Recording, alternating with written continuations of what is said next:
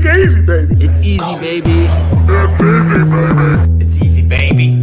It's easy, baby. It's easy, baby.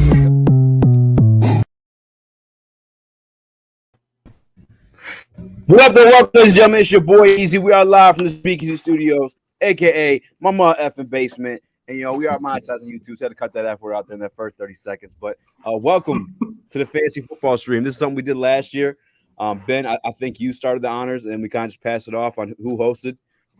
This year, you guys gave me honors hosting the first one, and bro, it's good to talk to all you guys again because we truthfully haven't really kicked in a live stream. I think since last football season. BS3, yeah. Ben, I'm gonna start with you, man, because you kind of started this whole thing. What up, though, man? How you been? Man, good, man. Doing real good. This fantasy football thing is major. People love it, so it's a good avenue, a good topic to talk about. We did the draft in one of the leagues, the league I'm hosting last week, so that was pretty dope. But yeah, glad to be here. Hell yeah, my man Jordan Rosario, man. MIA, my man left to become a business mogul. He's gracious with his presence tonight. How you been, Jordan? What you been up to, and how many leagues you in this year, actually?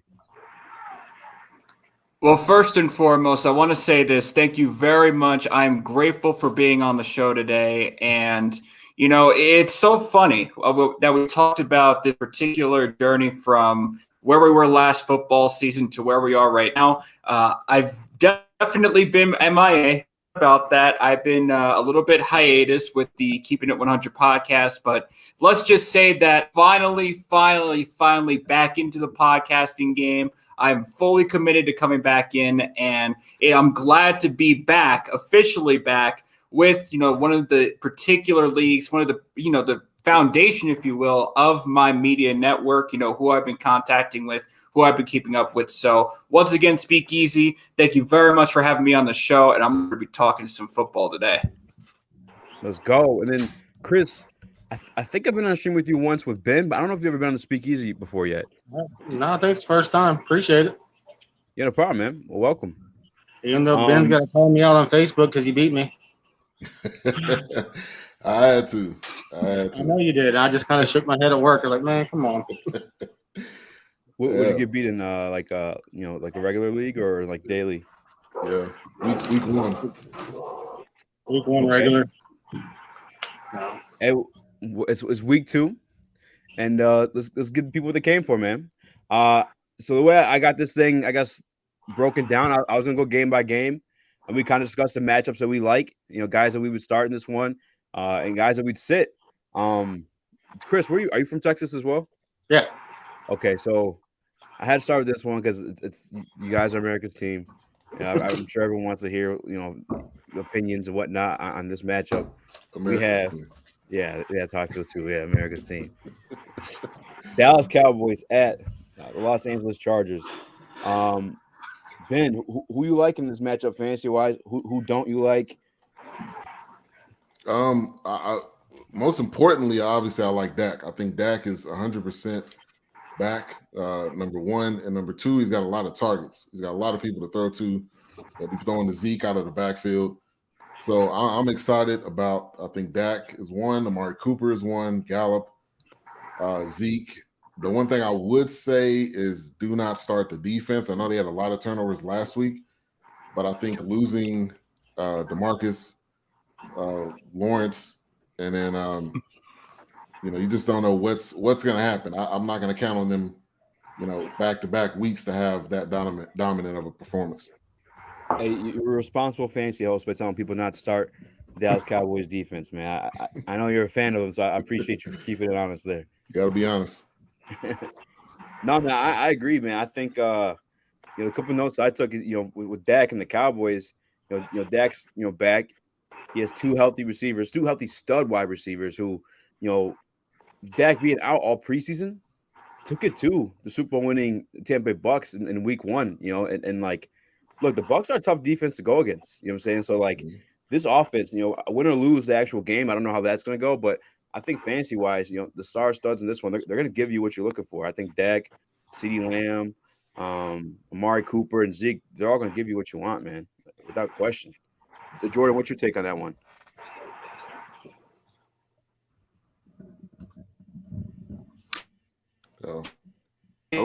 Speaking defense and must start against that Dallas defense that we all agree is absolutely horrendous, at least the season right now. And by the way, Justin Herbert, as I got to give him credit, he didn't have the best game against the Washington football team, but he did will that team to victory because he had the go with all the situation. He was down a little bit in the fourth quarter, but he willed that team all the way to a win. So I expect Justin Herbert, Keenan Allen to put up some real numbers, so make sure you start them. And I also got Austin Eckler starting for my team as well. So definitely start Austin Eckler, but I have a lot of Chargers starters that you really want to go ahead and start on the offensive side of the game too. Yeah, that's a good point. I actually completely skipped over those guys. Justin Herbert, I mean, just like Ben said, that Dallas defense isn't not much there. So, the Chargers stars are good to mess with too. I think Austin Eckler, obviously great at catching the football. And Justin Herbert's got some protection now too with Sean Slater at the right tackle spot, man. Chris, what about you? I mean, last year I think I said it. Who's ever played in Dallas, start their guys. Their backs, their receivers. Not having Gregory and Lawrence coming off the edges, that's not going to help with the pass rush at all. I don't know how deep they are there. I think the only thing they might help them is getting Hooker in the secondary going. So that's something happening for them at least. Besides that, everyone else hit the nail on the head. Start your main guys. I'm kind of wary on Zeke. I know he didn't do a lot, but I also know the line he faced. But he's always been like that. At least when I've had him, he's been, I'm going to go off, or else I'm going to get 8. So. Yeah, I give him a little bit of a break on that one just because the Buccaneers. Like I think there's a stat that came out. There's only been 2 running backs to actually get 50 yards rushing against the Buccaneers since the beginning of last year. Mm-hmm. Wow. That's just insane.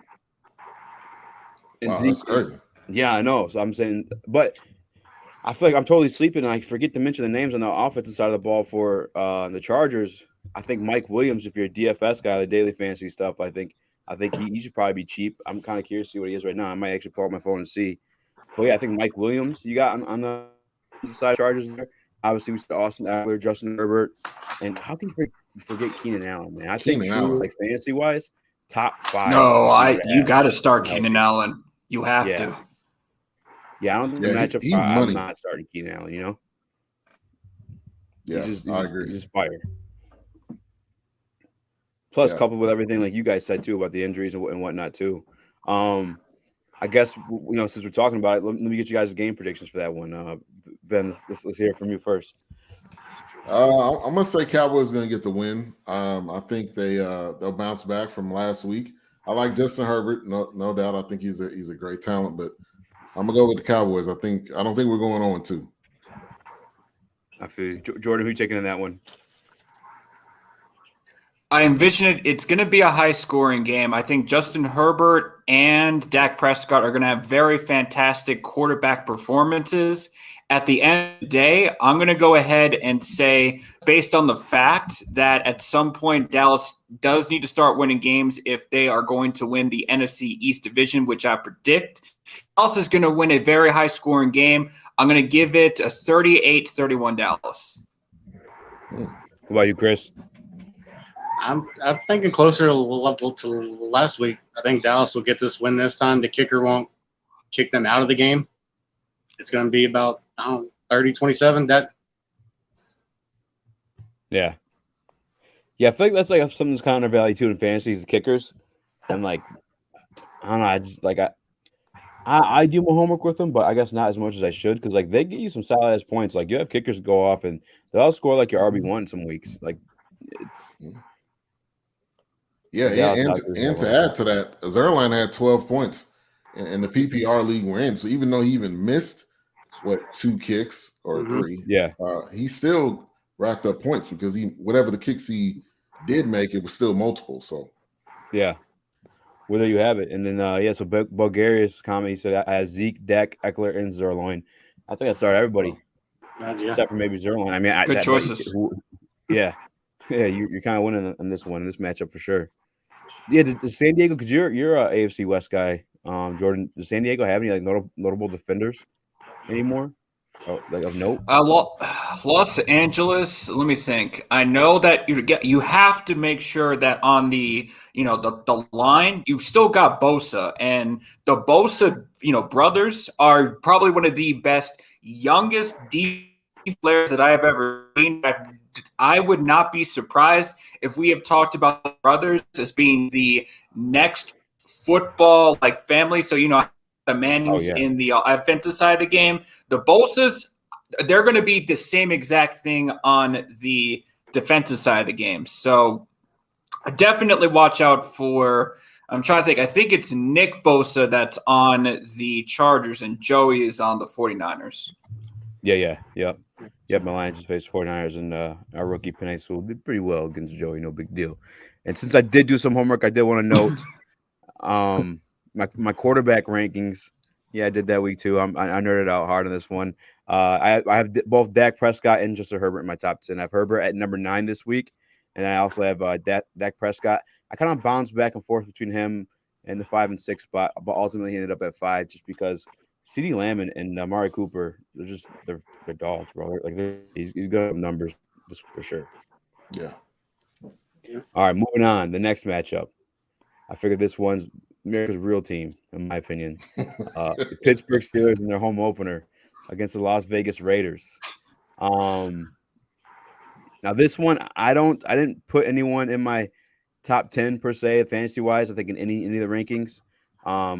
Maybe Najee Harris made it. I could check my running back list real quick. I think I think he's just outside the top 10 for me still. 100% of the snap count last week at running back, which is crazy for a rookie. I love Najee. I love Najee, man. He's got everything that you possibly need to be a star running back in the NFL. So it's just a matter of time for him. I 100% agree. I think, like you said, he's got the body type. He's got he's a workhorse. His first game, 100% of snaps. He's gonna be the real deal. I'm definitely starting Najee without question. I know he had a week. Sorry, I couldn't think of a better word there for you guys, but he had a week last week, and let me just say week another for a fourth time. But no, I think if you're in leagues and people are kind of low on him right now, try buy low right now on him, because I think as the season goes on, much like Ben said, he'll become a stud, in the fantasy realms for sure. Yeah. One thing to add on to that is that Josh Jacobs is not playing. So anybody that has Josh Jacobs, I'm sure you had to have heard it by now. So whoever the backup is, I'm not sure about Kenyon Drake. Drake, which I actually traded away on my team. So maybe I should have kept Kenyon. I dropped him. You dropped? Oh my God, you wilding, bro! Way hot take. I got my last 3 rounds. I was like, oh, I'm fine. I wasn't fine. Yeah, that sucks, man. The only starters I think out of the Las Vegas side in this matchup that I would mess with is probably going to be Darren Waller. Obviously, Kenyon Drake's going to start, but Darren Waller led the entire league last week in targets, 19. And Derek Carr kept going to him and going to him and going to him. But the reason why I'm staying away from everyone else, Derek Carr and the Raiders at home looked awful last week on Monday Night Football. To start the game off, it was rough. Yeah, and I agree with you on Waller. Waller is I don't know who you really compare him to. I was gonna say Travis Kelce or Gronk, but he's kind of skinny though on the same side. So I don't know. He's kind of just a freak on his own in his own right. Yeah, dude's a beast. I think if anyone's wants to pull a trigger on a trade for him, he's the guy I want number 1 overall. 19 targets, and for as bad as they were, they're gonna be throwing the shit out of that football to come back in games. Yeah, give me some Darren Waller if you can get him. Get him. I mean, I don't think anyone's gonna be dumb enough to give him up, but come on now. But another reason why I'm staying away from him too is obviously they look pretty awful, but that Pittsburgh Steelers defense, we're talking about fantasy defense, is this is their home opener this week, and they were great last year as well. So I maybe consider starting them this week. Yeah, I would. And speak easy, just to piggyback just to piggyback off of you, Speakeasy, that's exactly why I have the Steelers as a must-start defense this week. Not only do we have the fact that the Steelers are playing at home, but the Raiders at away from what we like to call what they want to call the Death Star. I mean, listen, I understand that West Coast teams usually play a lot better when they travel to the East Coast, but the way that the Steelers looked against the Buffalo Bills, which I remind everybody that everyone on this video, on this talk stream believes that they have a high-powered offense. Stream, thank you. Everyone on this stream thinks they have a high-powered offense, and they're going to win the AFC East division by far. So for the Steelers to be able to go to their place and shut them out the way that they did, Steelers are a must start. They are. Mm-hmm. Yeah. We got a question that popped up real quick about the previous matchup, and I do want to touch it before Idaho Tykes possibly dips. So would you start Keenan Allen, Herbert, and Eckler in the same league this week? Absolutely. I think I had no shame in absolutely doing it. Yeah, I think all those guys are must starts this week against Dallas. I'm gonna disagree. Is he saying starting all three in the same? Yeah. To me, that's a big gamble. So it could be big win or big loss, because what if Keenan Allen is hypothetically, what if Keenan Allen's getting shut down? What if Eckler ends up not getting as many touches? Then you kind of got a mixed bag. For me personally, I don't like doing that, because you just never know who's going to be the one that's going to pop, because it could be Eckler that ends up popping and Herbert just throws for 119. It is weird when you do that in matchups, because you feel like kind of like blow your load, to say, because three of your guys go in one game. But against that Dallas defense, I feel like there's gonna be tons of loads blown, man. They're going off, man. The only guy I probably would, if you're gonna shy away from any of them, man, it'd probably be Eckler, in my opinion. But still, he's a PPR league. He's a guy who's gonna get tons of targets, and right now he actually leads the league in red zone runs right now, which is kind of crazy. Okay.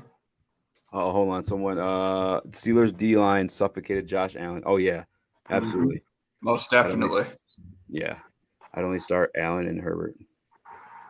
I agree with that, because they're going to eat, both of them. I mean, obviously, somebody's got to throw Keenan Allen the ball. It's going to be Herbert. Yeah. I think the odd man out may be possibly Eckler. Yeah, I agree. Chris, you got takes on that one? I apologize.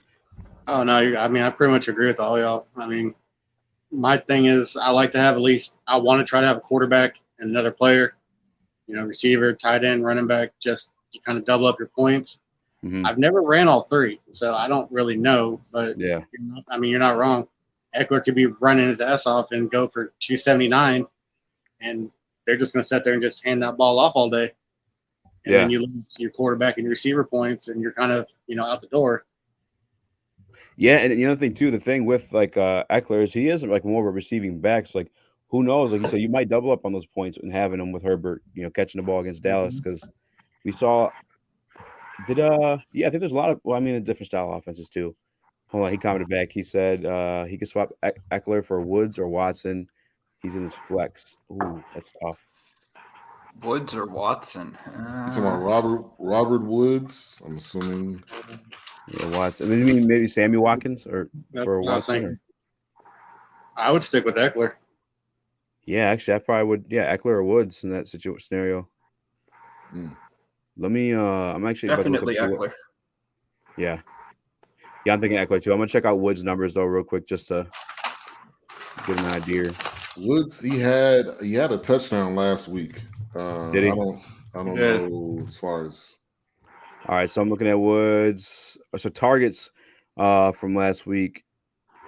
Woods only had 4, but he did, like you said, he had the touchdown. How many yards? Yeah, let's see. 27. 27? 327 and a touchdown. I'd probably go Eckler, because he's for sure going to have the bulk of those carries, And again, you have the PPR. If it's a PPR league, he's going to get some catches. That Dallas defense, all due respect, I know your guys are, Ben and Chris, that's your team, but You guys already said it. I ain't got to say too much. You know the hurt. Yeah. Do I start Jalen Waddle with no Fuller or Jacoby Myers against the Jets? Oh, That's a good one. Jalen Waddle looks like he's been doing this for years. At least last week he did. So Yeah. I would say Waddle because I think that, especially his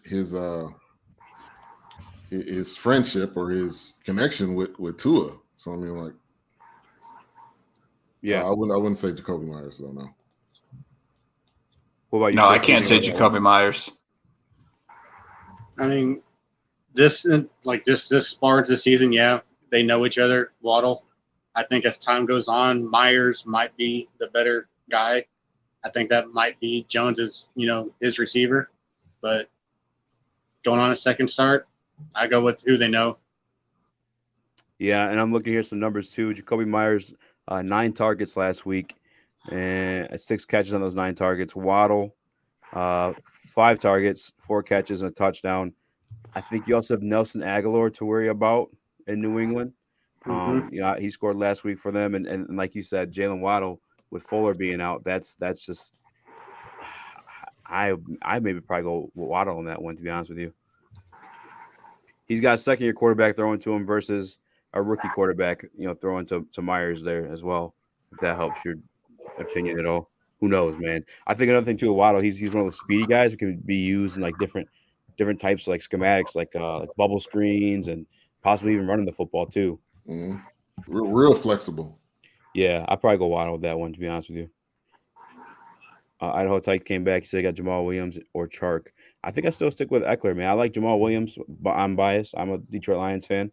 I think he's got a revenge game coming up in Green Bay, but take that with a grain of salt because I am biased. This is a Lions hat.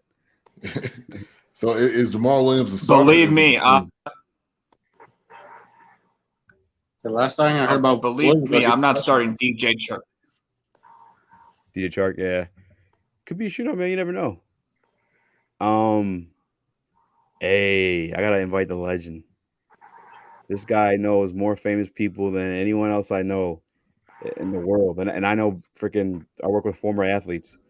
Nitin Ramachandra. What up, though, man?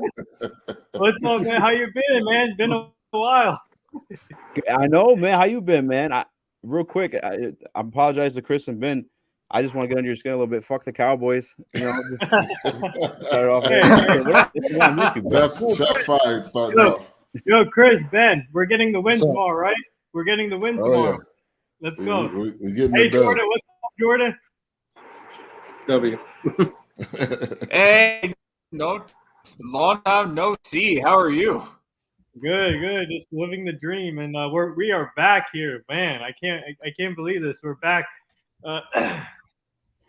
How crazy we all kind of like started the podcasting journey, and I just feels good to say we're still doing it. Yeah. And, a lot of people bow out after. Thank you for having me on again too. So, bro, thanks for coming on, man. I know you're a busy guy. All these damn celebrity athletes you be talking to, man. You're over 900 episodes, Nathan. That's incredible, by the way. I just want to go ahead and just shout out to you and just keep your grind going. That's awesome to see. Yeah. Yeah. Absolutely. And to my man, thank you. Keep up, and all you guys keep up the great work too. Hell yeah, man. We got to keep up with you. It's a big dog. There's some comments in the chat coming at you too, answering your question. I feel like the panel kind of went with Waddle on this question. Nathan, let's get your take real quick. Big dog comment. He wants to know, did he start Jalen Waddle with no Fuller or Jacoby Myers against the Jets? Ooh. I would start Jalen Waddle, in my opinion. I think obviously you've seen him what he did in week 1. He put up great numbers against the Patriots, and I think he'll continue doing that. As obviously he's a top-rated rookie receiver there, outside of Devontae Smith, and obviously both of them came out of Alabama. So I think this week I would start Jalen Waddle over Jacoby Myers, but there's no Fuller there, so I think Jalen Waddle is the best bet for this week. That what I was thinking about too is the Jets played the Panthers last week, who I think they have some weapons at the receiver position, and they're only able to put up 19 points to put away the Jets in that win. So keep in mind that our guy Mac Jones is a rookie as well, so he may not fare that well against it this week. Yeah. All right. I think we covered everyone. We'd start and sit in this matchup. I guess real quick. Did What's that, Nathan? Did you guys get my Did you guys get my answer? My screen keeps cutting off. Yeah, no, we got it. You said the Cowboys are gonna lose tomorrow or something like that. I'm just kidding. I'm joking. I should touch on this real quick because I find myself conflicted with trying to figure it out. Who do you guys see as the lead receiver for the Pittsburgh Steelers? Nathan, since you just joined, I'll let you start with this one. Who is, if you're we play fantasy football, who's your favorite receiver on the Steelers team, fantasy wise? I have Juju Schuster on my team this year, so I got to go with Juju Smith. But if I had to go another receiver, I would say Chase Claypool. I think this guy is a stud, and I think he's improving. He's going to improve it. He's going to improve this year, have a great season, and with Big Ben back, I think he's going to get more targets with Juju Smith. Okay. Jordan, what's your take on that one? Yeah, what receiver you think is going to lead this the Steelers? No, I think the number one wide receiver, I believe, is going to be it's Juju Smith-Schuster. I do believe it's his team to run. I know that last year, wasn't the best year for him, but at the end of the day, this young wide receiving core, and of course, all the little antics with Juju Smith-Schuster, I do believe he's learned from that. He's learned not to do, those silly little stunts during the in the midfield, but I think that this is a good growing season for him. And if he becomes the number one wide receiver and acts like he needs to be, this is going to be a really good year for the Pittsburgh Steelers. And I predict that they're going to make a surprise run towards a potential wild card for the AFC. Yeah, real quick too. I pulled up the target shares. And this one from week 1. It looks like my man, and I think my man Super Saiyan Lions, I didn't get to click on the comment, but I agree with what you said completely. He said Deontay Johnson for receptions, Claypool for touchdowns. I'm not a big fan of Juju, to be fair, or to be honest with you guys. I don't think he's I don't know, he doesn't look that great since his the first 2 years in the league. But if for anyone asking or curious the same question, like what's your receiver to go with, if this answers or helps you at all, this is the target share from the Steelers in week 1. He had Deontay Johnson lead it with 10, Smith-Schuster with 8 after that, and Claypool with 5 after that. So maybe Deontay Johnson. I don't know. What do you think, Ben? I think it's Juju by default, just because he's been there the longest, and also I think Tomlin's been very vocal about him being the leader with these wide receivers. So I think it's him by default, but I do think the other guys are probably going to get more targets than him. And then also, I'm not really the biggest fan of Juju either, because he had an opportunity when AB left to be the clear-cut, top 10 wide receiver, and he just didn't do that. So I'm not the biggest fan of him either. I agree. If they kind of let me down there. Chris, you want to speak on that real quick? I mean, right now, I really think it's still Juju, like most of y'all said. But I think as this season goes on, Claypool will emerge as that number one. I still think he's more versatile. And I think he showed a lot of that last year on what he could do when he was running the ball on those end arounds and all that. But I really think come towards the end, Juju's going to be kind of weaned out, and, Claypool's going to be the man that Ben looks for. Yeah, with Claypool being like a lengthier guy, I think that he's from Canada. I think they coined him the nickname Mapletron. I think, and after my guy Megatron. I love it. Megatron. Count on Pittsburgh Steelers fan. They have a good nickname. Saturday Night Fights going down the bottom right there. Maybe they caught the jab. All right, let's hit the next matchup. We have a Cherokee versus my guy Chris. No, I'm just kidding. San Francisco 49ers first. Yeah, I think you got your lip. Once you kicked your ass. We got the San Francisco 49ers on the road against the Philadelphia Eagles.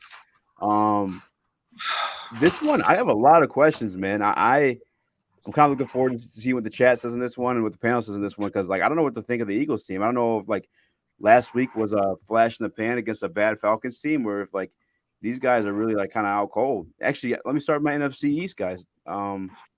Ben, what do you think about the Eagles? That make you nervous over there? Not really. The Eagles will never make me nervous, ever. But I'll say this: they looked really good. I think the most important part was what was Jalen Hurts going to look like. And Jalen Hurts, I mean, killed it. I think the wide receivers they have, Devontae Smith, you wanted to see what he did. I think that tandem is going to be great. So I think every single year the NFC East is up for grabs. So it's going to be the same thing like it was with the past 10 years. So I think it's going to be a tussle between all the teams.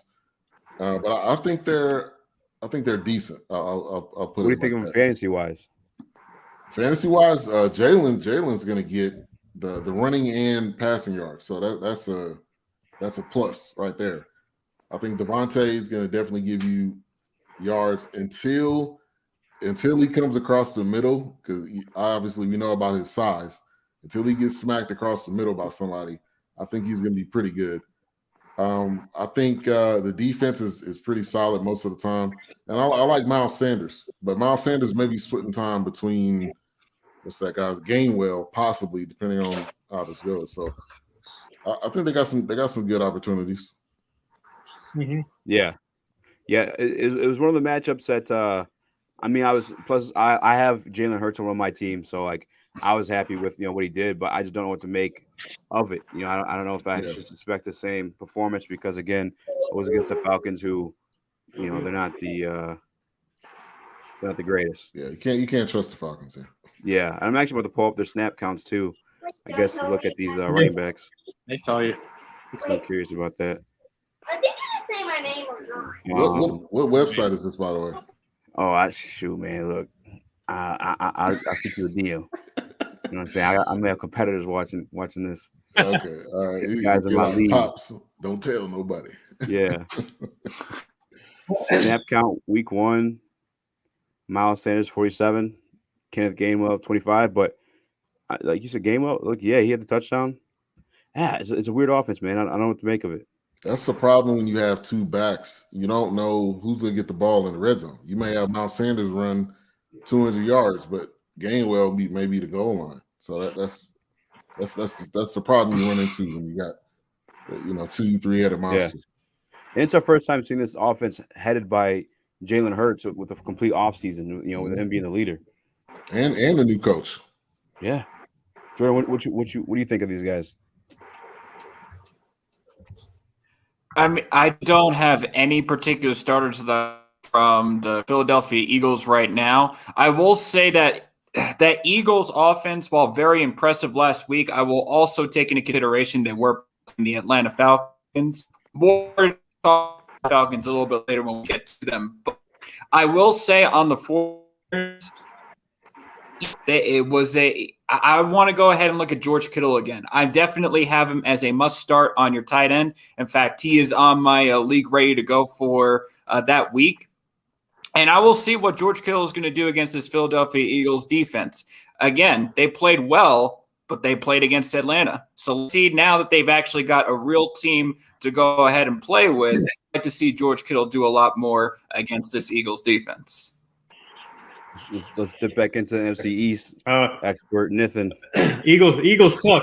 Eagles suck. All right, they're gonna lose to the 49ers. Hey, I hate this team.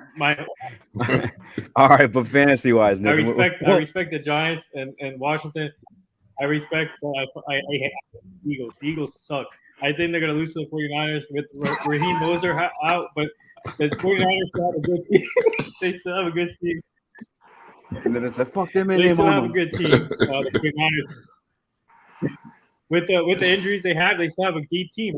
I like their team, the 49ers, and obviously coming off a big win there last week. But I think the 49ers will beat the Eagles this week, and I believe in the 49ers defense. I love their defense, and I think they have enough offense to beat the Eagles this week. But also fantasy wise, like, what are you thinking about with Jalen Hurts and Miles Sanders? Rieger, yeah. So the wide receiver. Jalen Hurts will get fantasy. Jalen Hurts will have a good game again. He's going to get the fantasy. Whoever has Jalen Hurts will get a decent amount of fantasy points with the running and like what Ben said, with the running and passing. I love Miles Sanders too, but watch out for. There's another guy. What's his name? Gainwell, the rookie running back they have. Watch out for him. I think he had a good game last week, so I think he'll get more touches too this week. So. Chris, what about you? What do you make of the Eagles' fantasy situation last week? I got did their thing. Yeah, I got Hurts. I think I got like 28 points. He gave me a little bit of hope against Ben. Not much, but some. He's going to get his points. I don't like the running back situation because to me, it's kind of like that quarterback thing. You have two backs, you don't have none. Stick with your back and see who you want to get. But honestly, I like what San Francisco did on offense too the last week. I like the mix up with Garoppolo and Fields. Not Fields. I can't think of the kid's name. The quarterback. Oh, Lance. Yeah.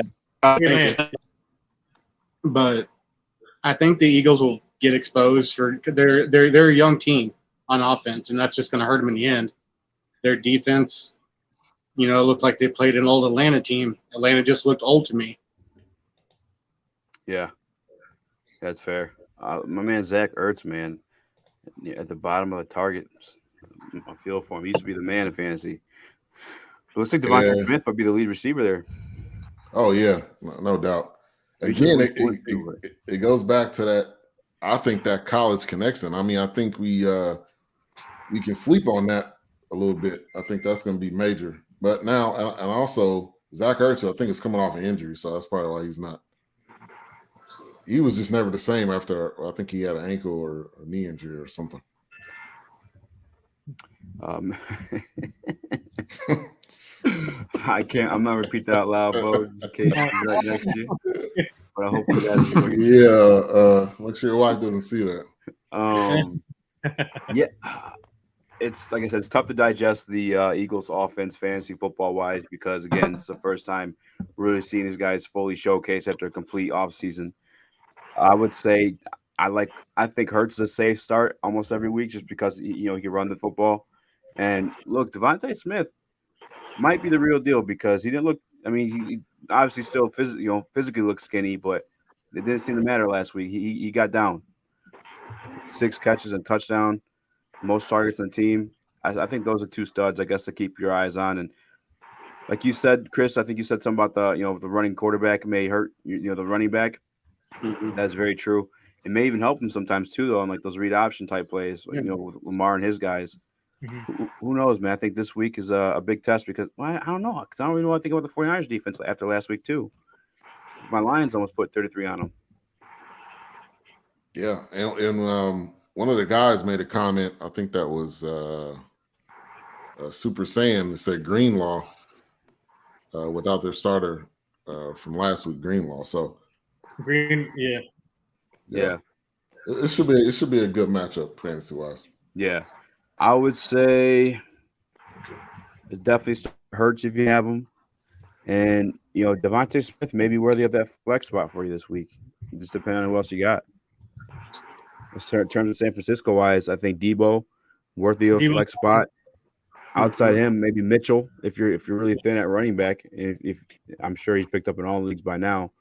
That's those 2 guys I'd mess with on the 49ers side of the football. Yeah. You guys will move on to the next game? Mm-hmm. Yep. All right, let's do it.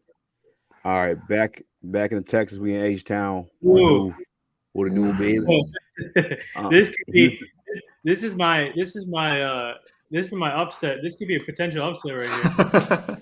Because okay, I got because the Texans, last week the Texans surprised me beating the Jaguars, and the Jaguars had nothing against the Texans last week. Couldn't get anything going.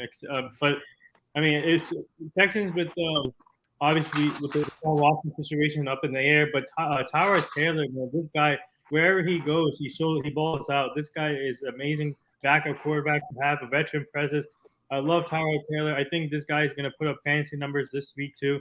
The Cleveland Browns defense is amazing. I love their defense, but I think Tyrod Taylor being a mobile quarterback, I think he'll have his points by rushing and passing also. And I love the Texans' three-headed monster in the running back position. You got Mark Ingram, David Johnson, and Philip Lindsay. Philip Lindsay, by far, I think is the best out of all three of them, in my opinion. And I think this would be a close game, in my opinion. That's a hot take, my guy. I'm not gonna lie to you. Yeah, that's a hot take because the Cleveland Browns defense is fire. Then you just said you put Philip Lindsay over Mark Ingram, who had 26 carries last week.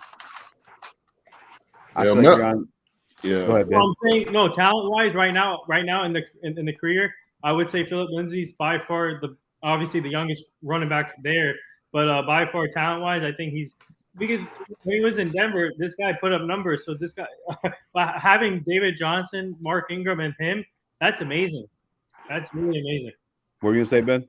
I was gonna say I think the biggest fantasy player in this matchup is Nick Chubb. Mm-hmm. Oh yeah, and possibly Kareem Hunt. Kareem Hunt, possibly Baker, but I don't. Baker's too iffy to fully trust. And Tyrod Taylor, obviously, he's bouncing back, from the injury he had last year. But I don't know if you can fully, depend on him because he's available in a lot of leagues too. Yeah, this week I'm staying the F away from him. To be honest with you, I'm staying away from everyone on the Houston offense, maybe outside of Brandon Cooks. Yeah, that's a maybe too. What about you, Jordan? Where you at with this one? Yeah, the only player that I'm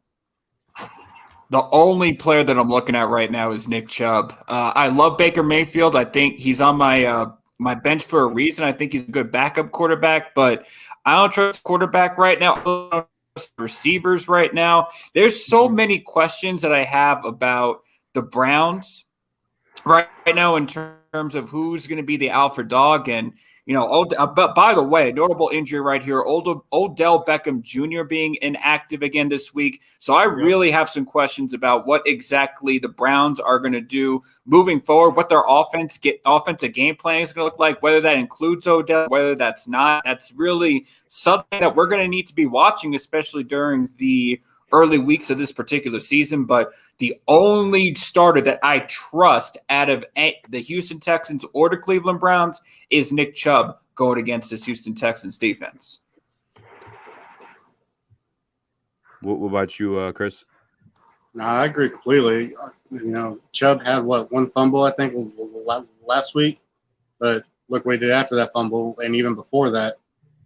I mean, only two guys in that game I'd actually play. I know it's going to be Chubb, which I know you just said, and it's going to be Cooks. But even then, I've always been hesitant on Cooks because he's either going off for 130 or he's getting 40, and he might get injured. He has too much of that injury history for me at times that I actually want to trust. Put him in there as my wide receiver too, or my flex if I'm in a spot. Yeah, I'm looking at some numbers here too. I was bouncing back between the targets and snap counts. Yeah, and looking at these targets, if you're talking about like daily fantasy, I think David Njoku might be a little sleeper here in this matchup. I think. Let me go back to the page I was on. I apologize. Let me make sure I got Houston clicked on too. Cleveland, Houston versus targets. Week 1. Yeah, obviously Brandon Cooks leads away. Then you have Anthony Schwartz from Cleveland, which, he's second in this target share here. But, yeah, then David Njoku, I actually tied Cleveland, the number one targeted guy last week. Even then, though, I'm still iffy typically on the two tight end sets because of Austin Hooper. We have majority snaps. but I think Njoku's a sleeper in this match. Nick Chubb's actually my running back number 1 this week because of this matchup. I think Houston did their thing last week, Nathan, but you got to remember they faced the Jacksonville Jaguars, who had the number 1 pick in the draft because they suck. But, for a reason. Yeah. But yeah, I think It's unplugged. I'm sorry. Nick Chubb's a must. You guys think Kareem Hunt's worthy of a flex spot this week? I have. Speaking of Kareem Hunt, I have him as my starting running back, Kareem Hunt. So okay. Yeah, I think he'll get some carries here tomorrow with Nick Chubb too. So this will be interesting. I like the way they balance their carries, so he's always worth a spot somewhere to me. You must know that him. share button, Brian. Hook us up, man. I feel like once we get doing this weekly, we'll get some more people in. Yep. But yeah, I'd probably stay away from Mayfield, although he may have a good week against a weak Houston D. But we'll see. It's a close game. They may need Mayfield to win the game. I think he chokes again. I mean, I like Kareem Hunt, but I don't know if Chubb is clicking. I don't know why would you give Kareem Hunt too much time? So yeah, that's my only thing.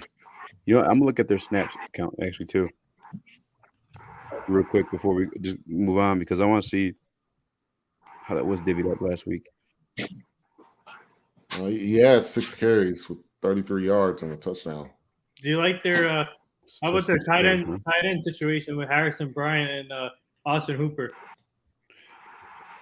With they have Njoku too. Oh, Njoku, yeah, sure, yeah, David Njoku. So, they're pretty close in snap counts, Ben. So Nick Chubb 52% of the snaps, and then Kareem Hunt 47 for the carries. Let's see, is that here? They usually do a good job. Nick Chubb is the number 1 guy. I'm just trying to figure out if Kareem is worth a start. Yeah. I mean, I say more passing. What'd you say? Kareem seems to get used more in passing.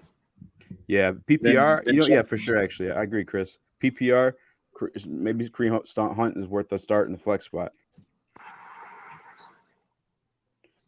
But you guys have another take on this real quick, or you want to move on? I guess move on. I think we're good. Yeah, and I think daily fantasy too. Nick Chubb's 100% worth whatever amount he is this week because, again, Houston. Houston D, yeah.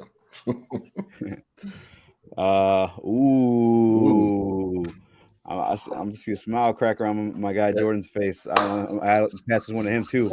You guys don't know, Jordan's our Denver Broncos fan here, and on the panel with the Broncos against the same Jacksonville Jaguars we were just talking about. What do you think of the matchup, fantasy wise? Who you starting? Who you sitting? You're starting the Denver Broncos defense this week. They are about to absolutely kill this Jaguars offense. I feel so sorry for Trevor Lawrence. I do believe he's going to be a fantastic quarterback. This season, I think he's going to be Ultimate Rookie of the Year, but he is not going to have a Rookie of the Year performance against our guys. We are going to absolutely this wonderful man. I used to you in advance to the Jaguars offense, but it is not going to be a good day for you. So you start the Broncos defense. You start my guy Noah Fant. I think he's going to do very well against this Jaguars defense. One of the most underrated tight ends in the game so far. Definitely keep your eyes out on him. And then my other starter is going to be our kicker, Brandon McManus. If you have a league that you need a kicker, you're going to go with Big Man. Those that I am looking. For Jacksonville, I am not starting. I'm sitting everybody down. Go put them on the bench and enjoy a nice Denver defensive cooking. Yeah, I'm with you, man. I think the only thing maybe worse than the Jacksonville Jaguars this year is your net connect. I'm just kidding. I'm joking. But no, I agree. I do want to ask you this though, real quick, because obviously Jerry Judy went down, and I think that there's a bump in value for guys like Noah Fant And my guys, I'm big on Tim Patrick. I'm really big on Tim Patrick. Looking at the numbers, I've seen that this Cortland Tim Patrick is so underrated. I mean, he's disgustingly underrated. When I first saw him, play last season, this was a thing of beauty. You know, talking about during that season, Jerry Judy, what could we do with KJ Hamler? But Tim Patrick rose out of nowhere to where he is going to be one of he reminds me a very similar story. Now, it's far too early to go ahead and talk about this, but Rod Smith, underrated. He was undrafted. Tim Patrick, undrafted, had a very, very, very surprising productive career. So watch out for Tim Patrick to do some things with us. But as far as I could see right now, Teddy Bridgewater had a very fantastic first week. It was finally just so wonderful to be able to breathe easily during the fourth quarter, because the Broncos have had some trouble with fourth quarters last year, admittedly. But Tim Patrick, watch out for him to do some things, and I really like our running back tandem as well. But I'm really going to be heading, if I'm thinking fantasy wise, definitely watch out for Noah Fant. Definitely watch out for defense. And I don't know if we're going to go positions right here, but I think Denver East game. Yeah, and Denver East. I'm going to echo your take on Noah Fant, because last week with Judy, granted he left the game mid-game, but he led the Denver Broncos in targets completely. And now you have Judy going out. So I think Noah Fant is especially daily football or daily fantasy-wise, must start. I would go with Noah Fant this week. And KJ Hamler actually had more targets. No, they tied. KJ Hamler and Tim Patrick there.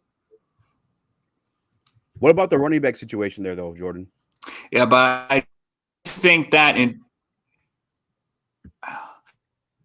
you're with Melvin Gordon as your starter. But I'll tell you what, the guy, I'm sorry, he's eluding my name, but our rookie running back that we picked up in the draft is, he had a very good first week against Javonte Williams. Thank you. Javonte Williams, he had a very good start, albeit I understand it was against the New York Giants. But, I think the Giants have improved this year. So, we'll see what they do moving forward. But, yeah, I like what Brian Shock is saying in the chat. The Broncos defense is absolutely going to tear Jacksonville a new one. Urban Meyer is going to want to go back to college football after this game. I do think he has a bright future with the NFL, but to be on this particular day right here.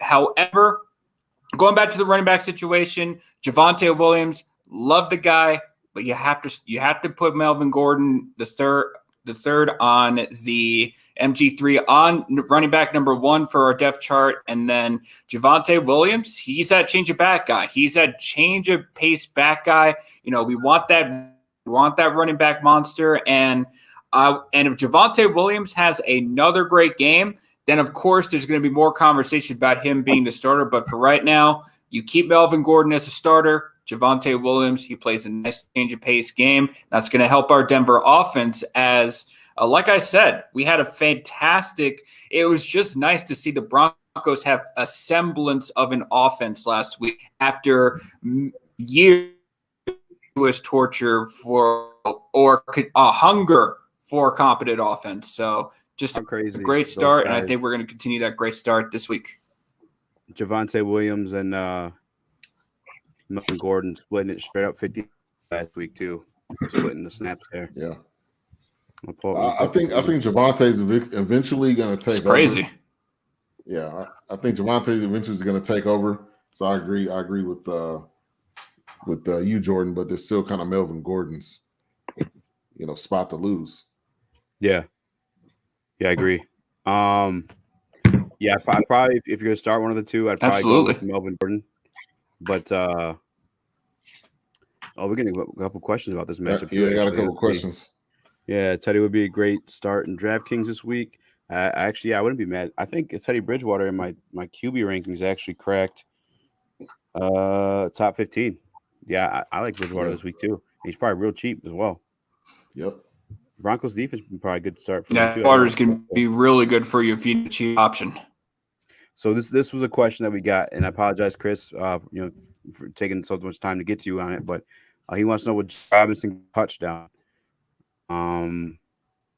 I think Carlos Hyde got majority of the snaps last week over there in Jacksonville. Do you guys know off the top of your heads by chance? Let me check. To answer his question, I would say no. Yeah. To answer off the rip, but let's see. Just want to make sure. 5 carries for 25 yards. And you got to figure too, like Jacksonville's gonna be down where they might just abandon the run pretty early on in almost all their matchups this year. Yeah, that's not a good look at all. Carlos Hyde had 9 carries for 44 yards, so neither one of them really did well. So I mean, even if you wanted to pick between the two, I would say Carlos Hyde would probably be the one that would possibly get a touchdown. Yeah. Chris, what do you think of fantasy wise in this and matchup? Even if you had a choice with the Jacksonville running backs, that Denver deal. Yeah, I'm probably definitely staying away from almost everyone on this Jacksonville team. Is there anyone that you'd start on this Jacksonville offense, Chris, in fantasy football this week?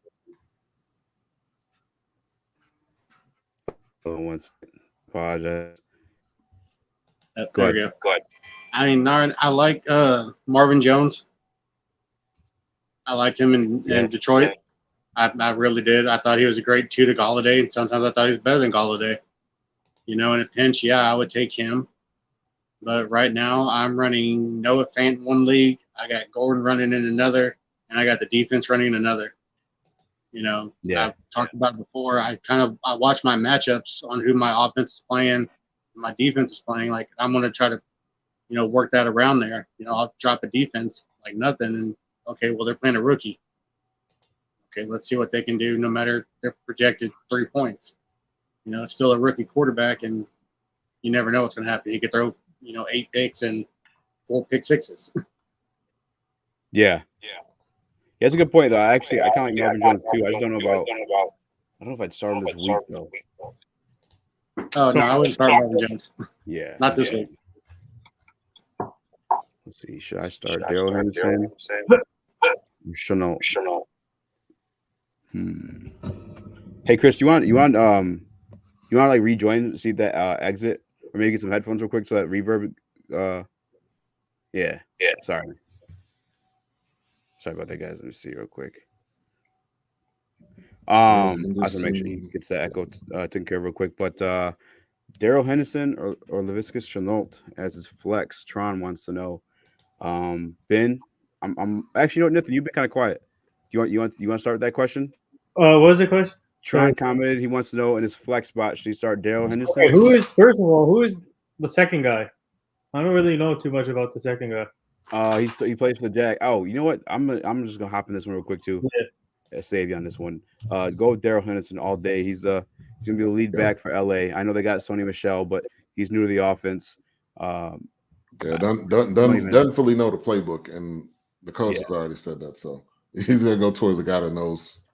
But on the Broncos side, Jordan is did they say Jerry Judy's out for the season, or still can he come back this year? No, Jerry Judy's about, I believe, only 6, 7, 8 weeks out. So he's going to be more so going to be coming in towards the late season. And I'll go ahead and just quickly add on how I feel that this is actually a kind of a blessing in disguise, if you will, because now if you're Denver, because we just talked about how Jerry Judy was going to be the primary receiver, like he's the primary go-to guy, and I do believe he ultimately will follow in those shoes out of part of the season.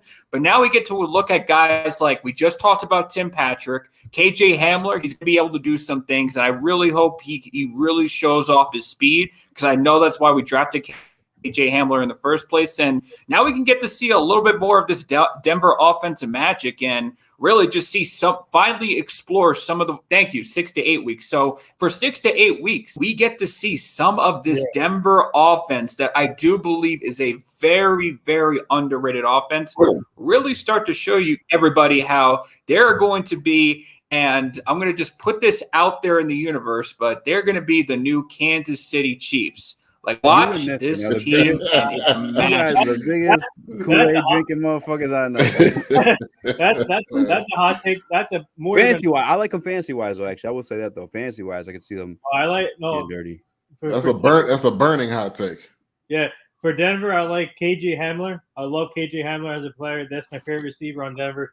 Even obviously Tim Patrick and Jordan. That's a interesting comparison with Rod Smith. And speaking of Rod Smith, I had him on the show last year, and that he was awesome, Rod Smith. But I like, but for fantasy purposes, I think it's KJ Hamler for me, and then obviously Tim Patrick, and then if you go running backs, Javonte Williams and Melvin Gordon. So yeah, but watch out for KJ Hamler. I think he'll put up big numbers. Yeah, and I guess I'd say this: I probably stay away from everyone on the Jaguars this week. Maybe outside of maybe Marvin Jones, and that's if you're really thin. So trying to answer your question, hell no to Laviska Shenault this week. Hell no. I don't know. I'm surprised. I never heard of that. I gotta research him. You probably heard you know him by his last name probably, but not his first name.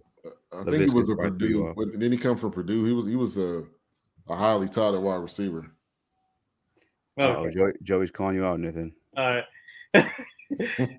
Hey, Joey, I peeped this last week when I was looking at tight ends. I'm one of the guys, sometimes I'll stream tight ends and quarterbacks throughout like regular league fantasies. And James O'Shaq Hennessy, however to say his last name, he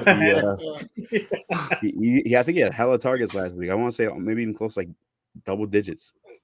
But we'll move on. Noah Fant must start this week, I think, though, if you guys got him, if you have the opportunity to. Noah Fant? This guy is stud. I love Noah Fant on the tight end position. This guy, he works hard every day. So. Uzi wants stat line predictions. I'll tell you this, Uzi, he had 9 targets last week against New York. Jacksonville Jaguars, not the greatest. I think he goes off tomorrow. Look, I'll put this in the air. He gets 13 targets. He gets 13 targets. He gets reception, and he at least has touchdowns. Absolutely. All right, guys. Let's do this next matchup. I guess real quick, actually, before we move on from that one, get down the Denver Broncos offense. Tim Patrick, Noah Fant. Maybe stay away from the running backs, though. The one I've been waiting for. Yes, this New Orleans is one of my favorite cities in the country, in the world. Never been out of the country, but New Orleans Saints at Carolina Panthers this week. 2 monster running back matchups. You have Alvin Kamara versus my man CJ McCaffrey. Let me get Chris back into the stream. Ben, given the choice between the two, which one of those guys are you starting? Between the running backs, I would have to go. I think I'm gonna go C-Mac. This go round. Now, later on in the season, C-Mac may not be playing, so you may go with Alvin Kamara. But, it depends on what happens. The sleeper I want to get to is Juwan. I wanted to bring this up. Juwan Johnson, tight end. He's a tight end / wide receiver, so that means you could obviously put him in the slot. You got some flexibility there, and he had 2 touchdowns of the 5 that Winston had. So this is a fantasy football toy store right here. I mean, you got so many guys you can pick. It's not even funny on both sides. Yeah, I seen that. Was that only on 3 targets for him last week, though? Let's see. Yeah, go back, pull it up. No. Look, he may be Jameis's red zone guy because let's not forget, red zone target. Yeah, just because. Let's not forget the New Orleans Saints receivers, like a big question for him with Michael Williams. What the fuck's his last name? Michael Thomas out. Michael Thomas, he only had 3 targets He caught all three. But definitely in the red zone, if Kamara gets him down there, or they get down in the red zone, he's definitely gonna be a target. Yeah, crazy enough. If you did I share the screen? I think I did. Yeah, Adam you did. Trotman actually, led in targets over that guy, over your boy Juwan Johnson. But clearly 2 touchdowns. I mean, he's doing something, and maybe he gets more of the share heading into next week. Because let's not forget, this is a gelling offense. They're learning each other. They're figuring each other out as the season goes on. Because this is James's, first time starting for him. And Juwan, was he on the team last year? I'm not sure. No, I don't think so. I mean, and still more targets than Callaway even. That's crazy, actually. Let's see where he was. No, this is his first year. He's a rookie. Yeah, out of Oregon. Okay. Definitely keep eyeing him. Johnson versus Trotman is a tough one. Trotman was getting peppered. Yeah, it's tough. Maybe you're doing DFS. I mean, if you stream tight ends, maybe then too. I'm personally probably staying away from that tight end matchup there between the two of them. But obviously Alvin Kamara and CJ McCaffrey are must starts in this one. Not much actually beyond that though. Like the wide receivers, I feel like a little sketchy in this matchup too. Yeah. Quarterback wise, you definitely can't trust Darnold. At least not right now. Maybe you can trust him, later on in the season. But I think Winston, I'm leaning towards a must. I don't want to say must because that's too strong of a word, but strongly starting Jameis, because this isn't the old Jameis. He's actually got a team around him and a coach, great coach. Yeah, that's gonna call all the right plays. Period. So you spent some time away. You're all the situation figured out. What do you make of this matchup, fantasy wise? Can y'all hear me? Yes, sir. Yeah. Okay. I mean, it's the backs that are your toss up to me. Either way you go, you're good. After that, I have no idea what anybody wants to do. The quarterbacks, I would not take Darnold. Winston, it's too much history that says he won't do it again. That's kind of what you have to go by right now. It's history. Until he has that track record of, consistently, not 5 touchdown games, but, here's a 3, here's a 4, here's the 2, just, something. Yeah.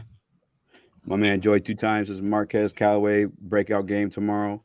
Uzi says DJ Moore may pop off since Lattimore's out. That's a great take.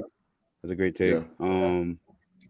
See that they also the thing with them, I feel like they got a lot of receivers too, because they got Anderson and they have Terrence Marshall too. Like one of them's gonna pop. I mean, DJ Moore obviously was the guy last week, but it was the same situation last year. I feel like it's someone different every week for those guys. Right. Yeah, it's too crowded for me. I will say this in terms of an edge for the Carolina wide receivers. Now, believe me, I'm not trusting any starter besides McCaffrey from the Panthers or Mara from the Saints. I even have the Saints defense. I'm sitting them right now. But any wide receiver is going to pop off for the Carolina. I'm going to give the nod to Robbie Anderson. You have to remember, Anderson and Darno have a connection back on the Jets. So they have that chemistry. And you saw where Darno threw an absolutely beautiful pass to Robbie Anderson for the touchdown. Watch out for Robbie Anderson to do some things. Even though I don't necessarily go to start him right now, I could see him having a good game, if anything.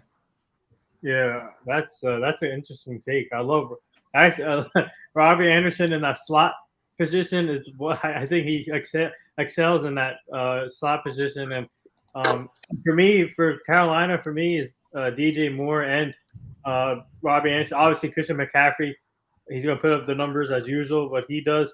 But for me, I think it's DJ Moore this week. And then on the Saints side, the Saints defense. I have Aaron Rodgers on my fantasy team. He didn't do shit for me, so he made this. The Saints defense. The Saints defense made him look like a third-string quarterback week 1. So I think I got to take the Saints defense here, and then if you think about receivers for obviously Alvin Kamara is Big game. If you talk about receivers, Wait, what did I miss? no, I said that the Saints defense made Aaron Rodgers look like a third-string quarterback. Oh, damn, did it? But no, but if you look at the Saints, Deontay Johnson is. I think his name is Deontay Johnson, right? If I'm not mistaken. Or no, do they have a Deontay Johnson? Yeah, the Saints. Yeah. Deontay Harris. Deontay Harris. Yeah, so look out for him. He's a good player. I like him. Wow, Joey 2 times say he's starting DJ Moore and Callaway tomorrow. Wow. Okay. Ballsy. But for the Saints, it'll be Alvin Kamara, and then they have the one thing about the Saints, they always have the offensive talent is always there, and I'm not worried about it because Jameis Winston, amazing story here, works his ass off, and I think he's in the right fit with Sean Payton, so perfect. So. Yeah, let's everyone speak on that one. Yep. I'm starting Ridley, Lockett, and Mike Williams. Hey, I feel like you should have a good day, man. That's looking spicy right there. Ridley's. Yeah. Calvin Ridley. Lockett is pretty consistent. Yeah, they ain't bad at all. Oh, this is gonna be a great matchup right here. My ex-quarterback, Matthew Stafford. When LA Rams head to Indianapolis. But and for the record, he's so happy to not be in Detroit anymore. By the way. Oh, thanks, Ben. Couldn't tell. He's in low heaven right now. No, honestly, look, he's doing exactly what I expected him to do. Heading over there. I mean, Jared Goff did his thing over there, and like, in my opinion, considerably worse quarterback skill wise than Matthew Stafford. So like, Matthew Stafford joins the team, like he should be doing what he's doing right now. Mm-hmm. Meanwhile, in Detroit, we kind of have the same scenario. Lots of yards, no wins. Just saying, but I digress. Back to fantasy football wise.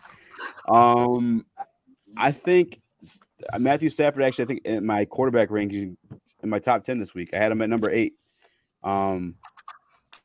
Although respectable defense in Indianapolis and home field advantage, Stafford's he's a tremendous talent. And he's just getting his feet wet in his offense. And, there's going to get better week by week, I feel like, too. So I think, this week he should be a solid start. Other than that, probably Darrell Henderson. On the Colts side of the football, I like Zach Pascal. Maybe not like a for sure start. Maybe if you're thin and you're thinking about, I don't know, the Rams defense actually is amazing. Don't stay away from the Colts side of the ball, actually. He's just a sleeper guy. I want to get in there. Well, I don't have the Rams as a. Go ahead, Jordan. Oh, did you call Chris first? Oh, okay. No, go ahead. So with the Rams don't. While the Rams don't necessarily have they're not like one of my defenses you must start. I would definitely say that you are going to start. I mean, Aaron Donald is a complete animal whenever you are looking at that Rams D, so you definitely want to put that into careful consideration.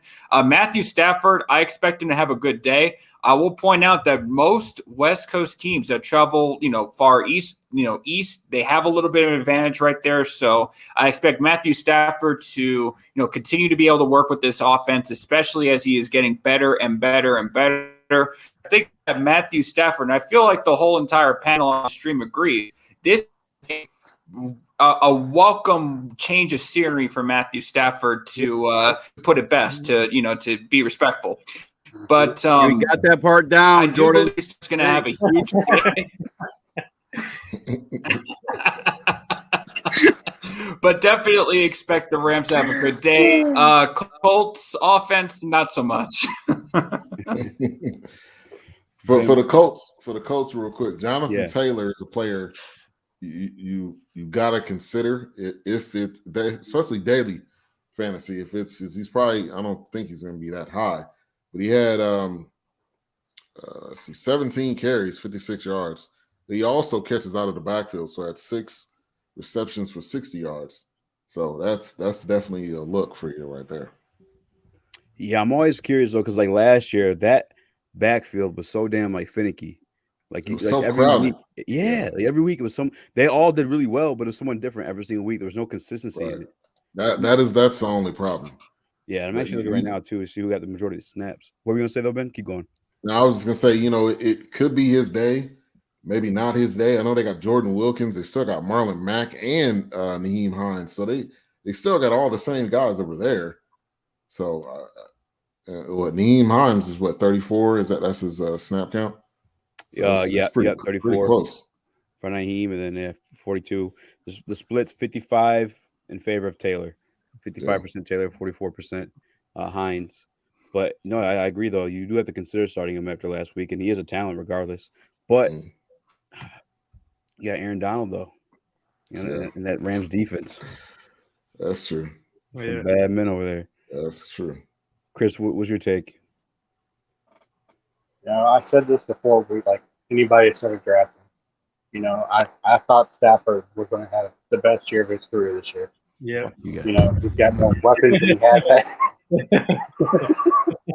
Never mind, I'm done. But no, he has more weapons. He has a defense, and you saw that in the first half. It looks like he's having fun again. Nothing against Detroit, even though we beat you on the playoffs once. But now, anybody on LA right now, I'm taking. Anybody on the Colts, I'm not running with. Nope. Not against that defense. Did you guys hear when I said I do Cowboys like earlier? I really I'm just kidding. No, I didn't hear that part. No, yeah, I think that's what we beat y'all.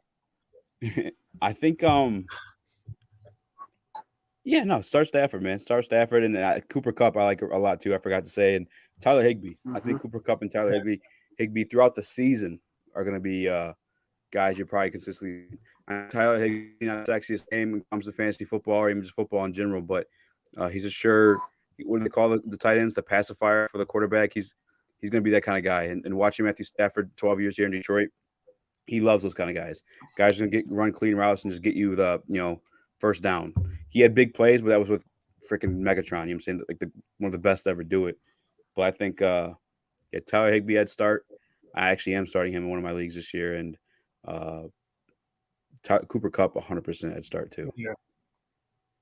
Nathan, do you want to speak? You want to speak on Matthew Stafford's resurgence in LA like everybody else? You want to do that I'm not taking anyone on the Colts. I'm not taking anyone on the Colts this week because the Rams defense is nasty.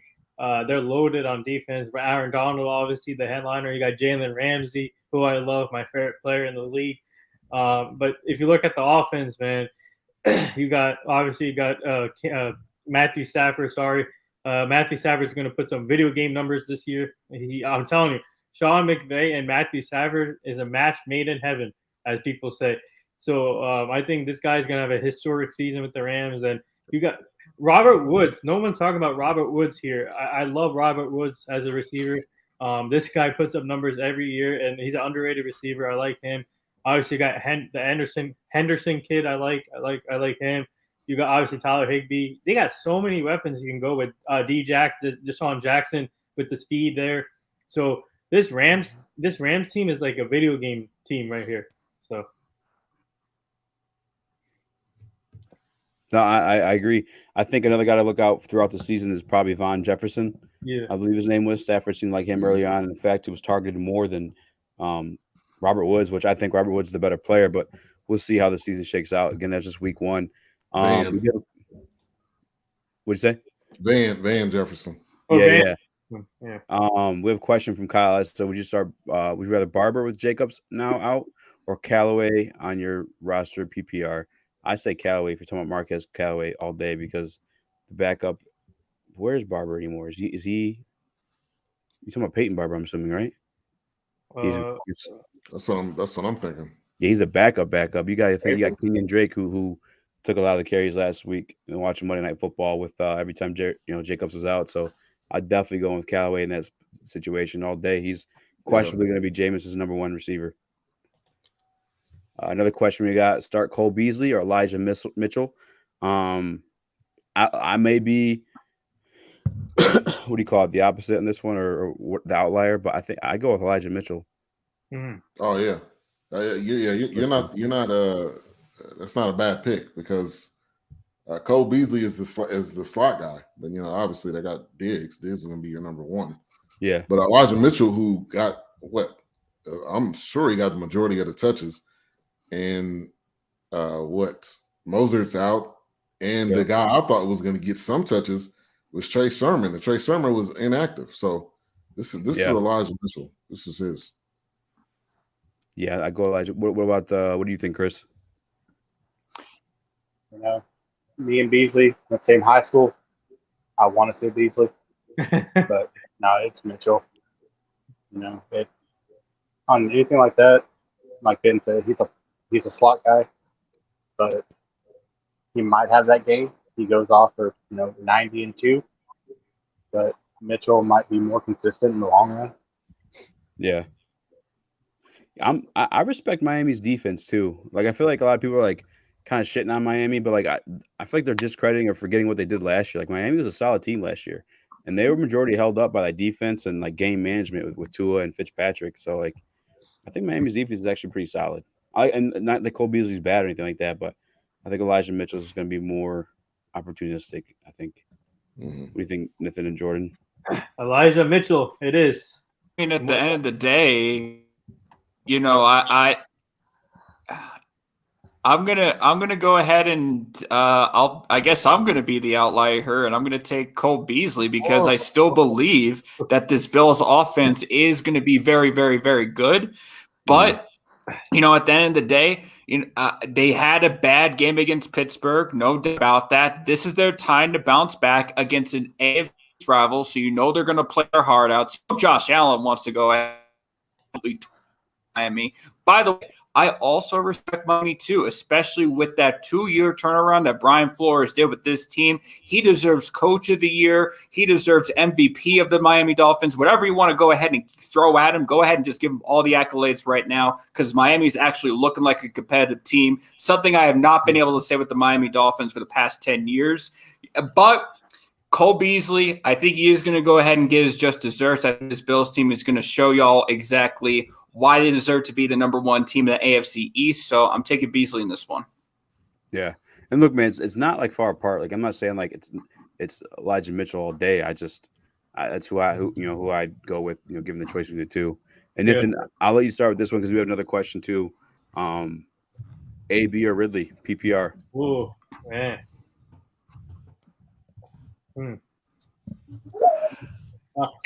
I could. If I'm going. Okay. I'm going with Calvin Ridley here because obviously AB will get touches with Tom Brady, and last week he got touches against us, obviously with the touchdown there. But I think I'm going to go with Calvin Ridley because I think Falcons they need to bounce back in a big way after that disappointing loss with the Eagles. So I think Calvin Ridley is going to have a big game this week tomorrow with Matt Ryan, and so I'm going with Calvin Ridley here this week for PPR. I think I'm gonna go. It's tough because Calvin Ridley's like clear cut the number one. Yeah, I feel like a bit of like who he is or what he's thought to be was made because he had Julio Jones commanding attention on his team earlier on in his career. I want to say AB. Honestly, AB's a fucking man. We saw it last week. And I apologize for swearing, but like he hasn't fallen off. For some reason, people thought that he fell off. He never fell off. AB's still a man. And I think going back to last year, towards the end of the season, we actually got some PT, for the Tampa Bay Bucks. He was, I think, the lead target for those guys. A lot of screens, a lot of bubble plays, and that ball is going to either him or Godwin. I think Godwin's the leader in targets right now too. Really against that Tampa Bay defense, which is known for Matt Ryan's gonna get tore up tomorrow. He's gonna get beat down. So I don't know. We'll see. I go with Ridley. I mean AB. Yeah. Where you been? Yeah, I'm gonna go with AB too. I think Ridley, you really hit the nail on the head. He was getting a lot of targets because Julio was there. Now Julio's not there, and also Matt Ryan's just not that guy anymore. Let's just be honest about it. You're not that guy. Who knows he'd be able to get the ball to him? And AB is locked in right now. So Tom's gonna get him the ball. Yeah. Yeah, I think Ridley AB may even had like a situation where he like realized the NFL is taken away from him. So I feel like you don't take any of these snaps for granted anymore. He had a real wake up call. Yeah, and he was great even before that wake up call. So I go AB. Chris, do you answer on that one? Yeah, I agree with him. I go AB. I mean, for the most part, if this was a separate game, I'd go toss up. But on this one, no, AB's too much right now. They have too many other people to try to guard. And with Atlanta, it's Ridley. That's it. They don't really worry about the other receivers. Yeah, real quick. My man, Bo. If you guys are here early in the stream, my man Bo had to dip out to watch the sunset. So he says, finally back. Anyone want to guess what tonight's sunset looks like? The same as every other sunset you've ever seen. Hey, you got to do something the wife wants to do. Maybe the wife will do something for you later. Yeah. You're gonna get lucky tonight. Maybe. I feel the same about fireworks. Every year everyone's like, let's go watch the fireworks. I'm like, they're like the same as every I'm done with fireworks. It'll be on TV. Just turn the TV on and you'll hear it. That's enough for me. Yeah. If you want a slot receiver on an explosive offense, just take Cedric Wilson for half the price. Did you ask another question I might have missed? I apologize. Whatever. I'll carry on to the next match. Cowboys? I think you're talking about Cowboys, Cedric Wilson. I think so. He's going to get some looks with Gallup. Yeah, he got looks last week. Yeah. So he's going to be the third guy. This guy, he's good. I like Cedric Wilson. On that note, I'm never getting married. Go with the honesty. Hey kids, if you want to get married, don't listen. Okay? All right, guys, let's head over to the next matchup. Super Saiyan, I think I see your comment about Jefferson possibly being a deep threat. I think he's a guy to hit that interested in button on in your leagues. But the Buffalo Bills at Miami, we kind of touched on this a little bit. I said that Miami's defense is kind of underrated. It's hot, sticky, but they've been doing this in this division. Just trying to think fantasy-wise. Josh Allen, I almost put in my top 10 just because he's Josh Allen, but I put him at 10 because, again, I think more highly of this defense in Miami than a lot of people do. They don't run the football really well in Buffalo. Stephon Diggs and Josh Allen are probably the only guys that absolutely start in this matchup, to be honest with you guys. I think everyone else is like a cringe. If you have to, you have to. But that's about it for me. I don't know. Chris, what do you think about this matchup fantasy-wise? I'm with you. I think they're a back away. They don't trust either back, it seems like. They need okay, I'm going to run with this dude. Okay, we don't got it. Let me run with this dude. Just see what you can do and let him go. But plain and simple, no, I'm running with Allen. I'm running with Diggs. Yeah, that's about it. What about you, Jordan? Just want to touch on. I don't believe I answered that. I start AB. I'm sitting Calvin Ridley this week because I do not trust Atlanta offense against this Buccaneers defense, but more on that later. Coming back to the Bills-Dolphins matchup, I don't have any Bills starters. I don't have any Miami starters, but I am starting the Bills defense against Miami. While the Buffalo Bills lost, they did put up a very staunchy effort against the Pittsburgh Steelers. Definitely something you need to consider. So this game, I'm starting the Bills defense, and I do have I'm against the Miami Dolphins. Yeah, I think it's a bad pick, actually, the Bills defense in this one. What are you thinking, Ben?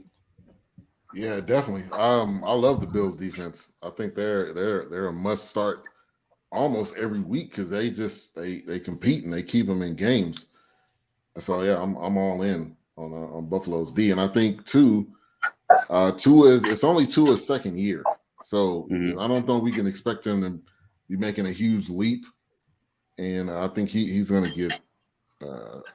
get abused all day long.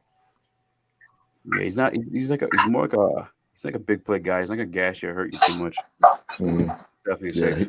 He's not gonna nick you. I agree with that. I think it's either big play or check downs. Yep. Nathan, what do you think on that this fantasy matchup? I'm starting the Bills defense. I agree with you guys. Bills defense here, and you know what? To be honest, I think this is going to be a low-scoring game because I love the Miami Dolphins defense. Yeah. I think this is going to be a boring game, in my opinion, but I think you'll get a lot of action on the defense tomorrow between these two teams. Yeah. All right, with that one, I agree. It's a boring matchup because I think it's the quickest one we went through. Let's move on. Let's keep it in the division. Oh, it's the East New England Patriots versus New York Jets. I think this might be another boring matchup here, fantasy-wise, between these guys. Trying to think, rattling off any names in my head. I think Damian Harris. Mac Jones, he's going to have 10 touchdown passes tomorrow. No, I think Damian Harris is my only top-ranked guy in this matchup. The list I made. Trying to think receiver. I didn't even get a chance to do like a whole receiver list. I really do like Corey Davis a lot, though. I like Corey Davis a lot, like him and Zach Wilson's connection. However, I respect Bill Belichick and his defense, and I don't know if Corey Davis is going to be able to do what he did last week against the Patriots. Chris, I'm going to let you go first because the audio stuff. What's your take on the fantasy stuff or matchup here? Just turn it off and don't take anybody. What'd you say? I mean, I like Harris. I said turn it off, don't take anybody. I like Harris. You know, he's had some issues holding the ball. I've liked Davis when he's with Tennessee. But for me, that's it. You know, I don't trust the quarterback yet. You know, same thing with some of the running back backfields. They have too many tight ends in New England. You know, you can't really trust either one. So, you know, it's like, who do you take? Yeah. Kill them all. What? Jordan, what's your take on this one? No? I do not start anybody from the Patriots nor the Jets in terms of offense. It sounds like everybody's in agreement right here. The thing is, we're just seeing these two quarterbacks right here, Mac Jones and Zach Wilson, really just getting their true taste in the NFL. So we don't expect a lot much from them. But there is one particular starter that I'm starting, if you will, and that's going to be the Patriots defense. Bill Belichick, his reputation is always having a great defensive mind. So I do believe he's going to have that in that game against the Jets. And like I said, besides maybe even Corey Davis, the Jets really don't have a whole lot of really much of anything else in the offense. So, of course, Zach. So start your Patriots. Yeah. Yeah, I think Bill Belichick has like a tremendous record against rookie quarterbacks, and that probably continues into this week. Ben, did you get to speak on this one yet? No. So I would definitely say fantasy-wise, it's not really anybody. But real quick, man, the Jets wide receiving core is not bad at all. Corey Davis, not at all. Jameis, Right. Jameis. Ooh. Did I lose him? Is it me that's disconnected or you guys? I can't hear Ben. What happened? I can hear everybody else. What happened to Chris? We lost Ben. I think Chris is having okay. I think he's like in his living room. Ben, there's Ben. I don't know what happened there.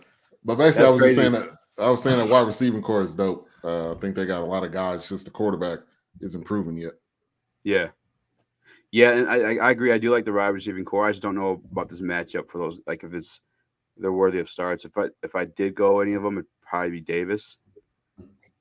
Maybe just because of last week and everything that leading into the season, preseason, the connection between the two was Zach Wilson and Davis was phenomenal. Jordan, what do you think of this one? Oh, you already went. I'm sorry. I apologize. Did you, or is Chris? There's not a whole lot. Yeah. For me, Yeah, for me, this is gonna be like the Bills and Dolphins game, another low-scoring game, I think. But I agree with Ben. I love the Jets' offense here. I think what's his name, Corey Davis. I like. Watch out for Michael Carter. There's the draft pick from North Carolina. I like him a lot. But I think like we said before, I think it's gonna be a low-scoring game, another boring game. I think these two games will come up. I think it's going to come down to defenses. That's what I think. Yeah. Yeah. And I real quick, I want to agree with Easy what you said. I think Damian Harris is probably the only guy, if you had to start somebody, that would really be it. But that's not even a great pick either. Yeah, I agree. The oh snap. They're dropping like flies, but Chris is back. I was hoping it'd help if I backed out again. You're good, man. Hey, I understand you have a situation going. What happened to Jordan? I think the internet heard him say the Jets and aren't bad in the same sentence. Yeah, they were He's like, been canceled. no, can't have that. Sorry. All right, let's move on to the next one then, because this matchup was not exciting for anyone, I think. Unless, Chris, did you have any sleepers for this one? Oh, no, you said it's boring. Turn off TV. Yeah, that's right. Yeah. Oh, we got Jordan back. I think he's working on it. Jordan's – oh, there he goes. Yeah, Jordan's issue with – his connection was kind of bad when we first hopped on. You good now? Jordan? Yeah, about that. I have no idea what happened. Can you hear me? Yeah, it's a little staticky. Yeah. Can you hear me? Now you're good. All right, Cincinnati Bengals, Chicago Bears. Week 1, I couldn't really assess what the Bengals are. I know they beat the Vikings. I didn't see that coming. I know they were at home. Maybe that speaks to their defense. I'm not sure. But fantasy football-wise, I think maybe throughout the season, as long as he's healthy, is Montgomery for the Bears. I think the yards he was able to get last week against a stingy LA Rams defense kind of proved. And he looked good, too, getting them. It wasn't just like, he was just getting them through, like, volume. He was actually, like, getting yards, big gains, gashing these guys. So I think Montgomery might be maybe must start throughout the season as long as he's healthy. But then obviously you have Robinson there, too. You led the league in targets last year. So those are the two stars fantasy-wise I'd mess with there. I don't know about on the Cincinnati side, though. Oh, Jamar Chase. Mixon is the guy. That's yeah. Mixon, Chase too. I agree there. Yeah, I miss those guys too. It's tough because I don't know what to make of these teams' defenses. Jordan, what do you think? For this whip matchup, I'm on the Bears defense a little bit under. I would say a little bit underrated after taking on the Rams. I think they do have a strong bounce back game against them. It's not that I think the Bengals are terrible. I think there's a lot of talent on this particular team. The fact of the matter is that they got a surprise victory against Minnesota Vikings that no one saw coming. So I do believe they get a little bit dropped down to earth this week. I think the Bears rip apart this offense. So I am sitting Joe Burrow. I'm at the Bears as a start defense this week. Yeah, I'm not mad at it. Nathan, what do you think of this matchup? Oh man, the Bengals surprised me too last week by winning on the last second field goal against the Vikings. But I really like their offense. I love this could be I told me and my friends were talking earlier before the season started who can be our sleeper team. I picked the Bengals because with Joe Burrow back healthy from the injury, and then you got Joe Mixon, Jamar Chase, you got Tyler Boyd. I love their offense, and obviously their defense. For me, to be honest, the defense from last week was a surprise. My concern for the Bengals team is their defense. Can they hold up for the rest of the year, rest of the season? If they do, obviously they have the offense, but if they do, this is my sleeper team that could make the playoffs. But this game, I think I'm going to go with Tyler on the Bengals side. Obviously, Tyler Boyd, Jamar Chase, and I got Joe Mixon there for fantasy purposes. And then on the what's other? I can't see the screen real quick. Bears side, this is a tough one. I think, to be honest, I trust the Bears defense in this, and I can't pick anything on the offense because Andy Dalton is the quarterback there. So I think on the Bengals side, obviously I got 3 weapons there, and then I'm taking the Bears defense on this one. Revenge game for my man Dalton. Yeah, against the Bengals. Yeah, Bengals break. I think it's the first time he faced them since he got dumped. Did he play them last year, Ben, in Dallas, or Christian? I don't think so. Nope. Yeah, I think it's his first time Yeah. facing the Bengals First since he got game dropped. back. But again, it's Andy Dalton. It's Andy Dalton. Yeah. At this point in his career, Yeah. get Justin Fields in there, please. Stop playing around. Yeah, that's a weird concept there. He must not be getting full grasp of that offensive playbook because, my Lord, Andy Dalton had a healthy – everyone on that Dallas offense that we hyped up in the beginning of the stream was there, and Andy Dalton couldn't get it to function at all. So it was a weird scenario there. But, yeah, I think the starters that you have in this one are more based off name is the reason why you're going to start them. Like Joe Mixon, you're going to start because of Joe Mixon. It's hard to see him on your bench. But I don't know if he does, go off against this Bears defense because they're pretty solid. Yeah, that's true. Khalil Mack. Yep, Khalil Mack. We got a comment real quick. Let me see. When did Higgins leave the game? He had decent stats, not play full time. I didn't know that Higgins left the game with injury. Did he? I'm looking it up right now. Let's see. I didn't see him in any. I forgot about him. Let me see. He's not questionable this week, so he should be good to go. He's caught 4-5, 58 yards and touchdown. Oh, yeah, it said he went to the locker room for an IV in the second half. Oh, he was able to return. So probably just some dehydration. Then it sounds like it was just an IV.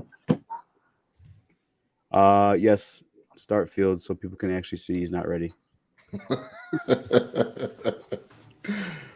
Let's move on. Oh damn! You say you think he got carted off? Ooh. We've been trashing the Falcons all stream. Is there anyone you give flowers this week against the Tampa Bay Bucks defense? I'm taking the whole Bucks team for me. There you go. There it is. The whole damn thing. Matter of fact, I'm sorry, Bruce Arians at quarterback. Bruce. Where you at with this one?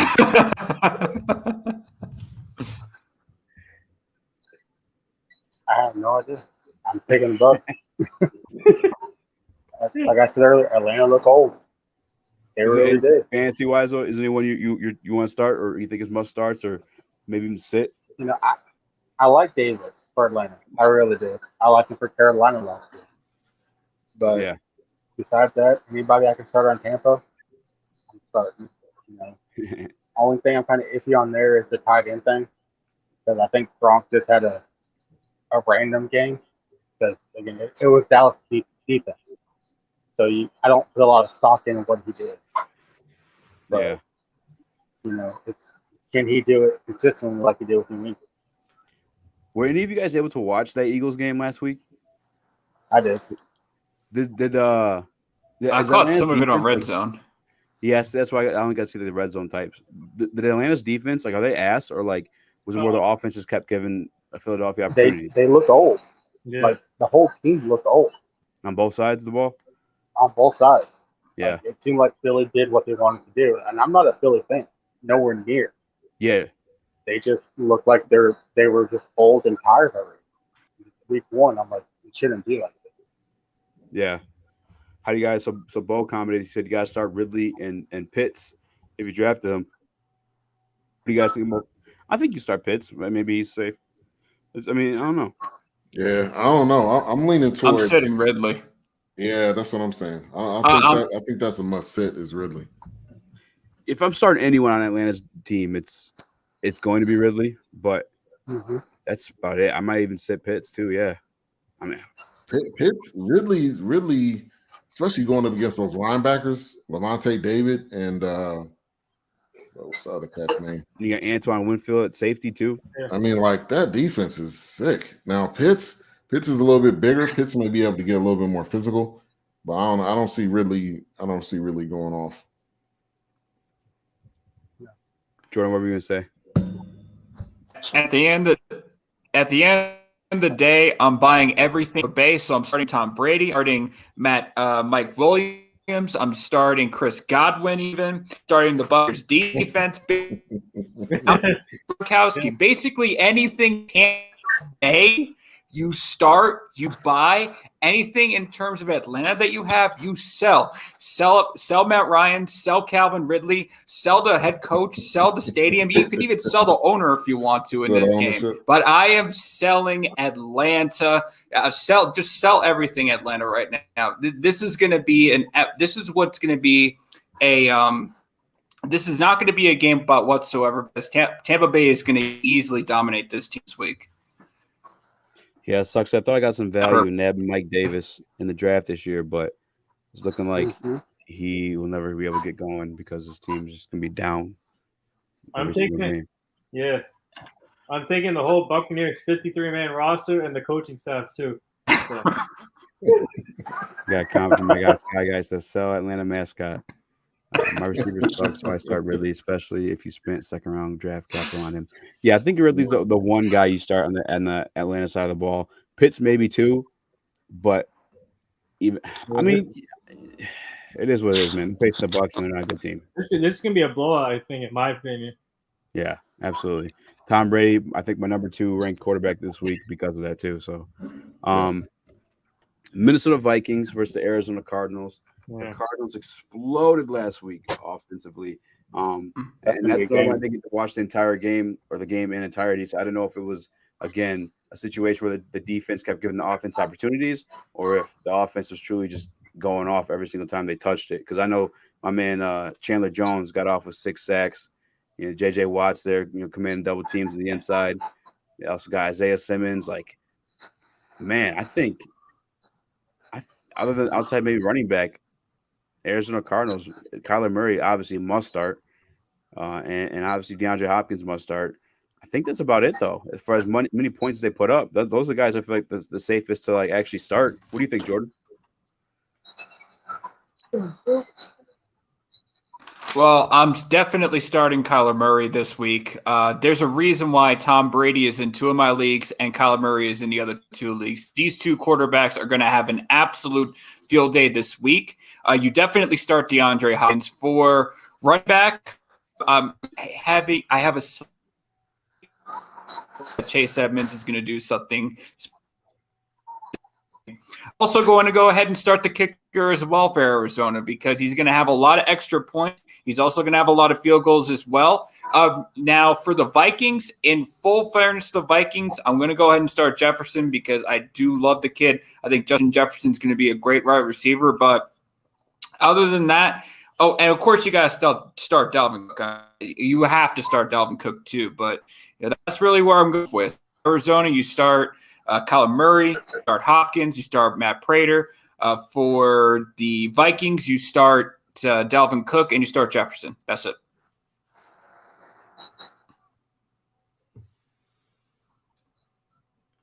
You on mute? Oh. Yeah, I think he's on mute. Yeah, I don't know how that is there any value in Christian Kirk for you this week? Or no, you think it's just like a one-off? He did the same thing last year a couple times. I have Christian Kirk. I have Christian Kirk on my fantasy. Are you starting him this week though? Yeah, I'm starting him. I mean, I think Christian. I'm not starting Christian Kirk. I'm not. I totally get it, Nathan. He had a great week last week against the Tennessee Titans. No question about that. I really don't believe Christian Kirk's that consistent to have a second strong week. Mm-hmm. I will say that if you have Christian Kirk and if you need somebody for like a flex or even your wide receiver too, if your league's a little bit thin, absolutely I go with him, but he's not a strong starter in my opinion. Not this week. Okay. What about you, Chris? I think this game's going to be your main guys are just going to get theirs. Murray's going to get his. Hopkins going to get his. I think Thielen again might continue what he did last week. Even though, I had him in one league, he hurt me in another. But, it's going to be one of those things. Can they consistently just do what they've been doing? I think Minnesota is one of those teams that could do something, could make a run, but can they sustain what they're trying to do? Arizona, young team, up and coming. I like what they have at receiver. I like what they do at running back. I like that Murray can run the ball. And I think that next year or so, they're going to be the team to watch out for in the West. Yeah. I can see this being a shootout, actually. Now I'm thinking about it. I don't know what type of Cardinals defense is going to show up here, because they went off last week. Yeah, I think you're right. I think this is going to be an offensive shootout. You just got too many weapons on both sides, and the Vikings probably have the better defense. But you look at Chandler Jones, what he did, and so it's this should be a good game, fantasy wise, and just watching it. This could be that Chiefs-Rams game from a couple of years ago. It really could be. Could be. In that case, Nathan, maybe Kirk is worth a start. Yeah, I'm gonna keep him in the starting. Actually, last week I made a mistake by not starting him. Christian Kirk was on my bench last week, so I didn't. You had him on your team last week? Yeah. Did you have him on your team in the beginning of the season? I had him on the team last week, and I forgot to start him. I had Juju Smith starting in the. Wow. But now this week I know I'm going to keep Christian Kirk in the lineup, but let's see what happens. So I'm going to take that risk and see and go from there. You guys will move on to Tennessee, Seattle. Yeah. Where's the Dallas Cowboys at? Let's do it. We're trucking. You missed that, man. Oh, we did that one first. Yeah. That's number one. Tennessee Titans versus Seattle Seahawks. Personally, I'm Chris Carson's. I think he bottomed out in my top 10 this week. Let me see where I had him. Actually, I had him at 7. Russell Wilson. I think Russell Wilson, daily fantasy football or obviously regular fantasy football, must start this week. Especially after what we saw Kyler Murray do to that Tennessee Titans defense. Very similar style of play there between those guys. Tyler Lockett, DK Metcalf, both monsters at the receiver position. Lockett sometimes can be super inconsistent, so I'm not sure if I'd start him. But DK, I feel like is a must start every week, just because what he's capable of doing out there. And again, seeing what happened in Tennessee last week. So fantasy wise, Seattle's I think is very, very strong this week. The Titans, I don't know, man. Like Seattle's defense isn't nothing either. Seattle's defense really isn't the greatest either. So maybe, you got to start Derrick Henry. Right? You got to give him another opportunity. Yeah. But I truly believe those back-to-back 2,000-yard seasons. I don't know if he hit 2,000 2 years ago, but that beats in your body, man. I work with a former running back, Drake Bell, and you hear all the time like mini car crashes, and he had 2 seasons where he carried that team. They absolutely carried him, opened up everything for him, the passing game and everything, just because based off his running ability. So I don't really know what to expect from Derrick Henry this year, but I'd say he's safe to start this week to see what he does again. And obviously have Julio Jones and A.J. Brown, but I don't know. Maybe they're just gelling too. That's a tough one, man. I want to stay away. I was going to say stay away from Tennessee Titans, but those names are so appeasing, man. It's Tannehill, though, man.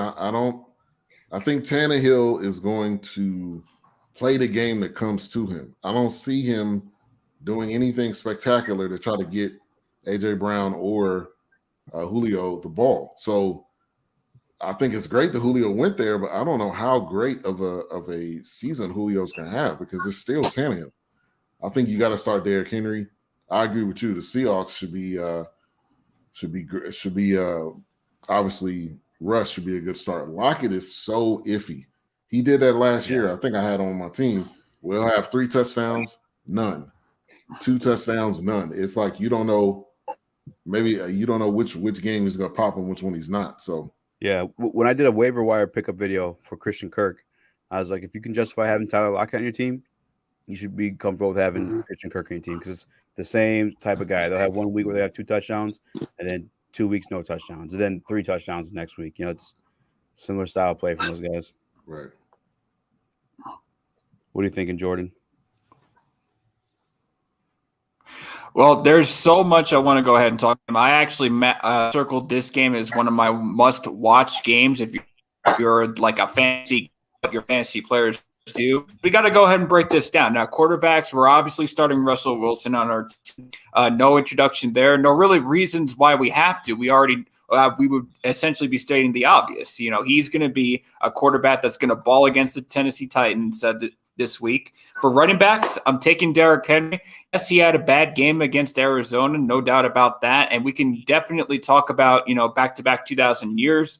Does that affect some career moving forward? But I got more respect to Derrick Henry than that. I definitely believe he'll have a bounce-back game, especially because the Seattle defense is not the Legion of Boom from, you know, years back. This is a middle average deep, especially when it comes to the running game. So Derrick Henry will have a bounce back game this year. DK Metcalf, definitely starting him. He's my no wide receiver starting this year. Tyler Lockett, you're absolutely right. He had a fantastic game last week. So this week could be a bust game for him. He's got that on-off switch, very much like Christian Kirk has. For my kickers, I'm going to go ahead and start. For those who need a kicker, Jason Myers for the Seattle Seahawks. I'm going to go ahead and give him the nod on this one. I expect him to have a few extra points as well as some field goals. And yeah, that's a, you know, I really want to go ahead and talk about Seattle. This is probably one of my more anticipated matchups for fantasy this week. Yeah, and we got a couple questions pop in the chat while you were talking too. But someone asked Daily Fantasy DFS Chubb is 400 more than FanDuel. I would go Chubb all day over Henry, just based off. I mean, everything I said about Henry earlier. What do you guys think? I'm taking Chubb. Yeah, I go Chubb because of the defense. Yeah. I think Chubb being $400. I'm gonna be the odd man out here. I think Chubb being $400 more. Henry's value is just down because he had a down week. I think he's gonna bounce back this week. So I would go Henry. You could probably spend that money somewhere else. And in this question, I was actually, I don't ever say this word, so I don't know why I'm using it, but I was quite perplexed. This was a tough one for me to answer. I don't know who to go with. Roddy Raymond asked, do I start Corey Davis or Brandon Cooks at flex? And of course, you have Brandon Cooks in Houston, who's going against a tough Cleveland defense. And then you have Corey Davis, who's going against a tough Patriots defense. And they're both the number one options, I feel like. The thing that makes me – I want to say Corey Davis, but you also have Jamison Crowder coming back this week as well, who's going to take away maybe possibly some targets away. So it's a really tough one. Ben, what are you thinking? I'm gonna go Cooks. I think Corey Davis, for the reasons that we talked about, I think he's not gonna. I don't think he's gonna have a better day. I mean, I think he may be the better wide receiver, but I think Cooks is gonna have a better day. Yeah. Yeah. Going Cooks. Chris is going Cooks. Yeah, I'm going Cooks. It's matchup wise.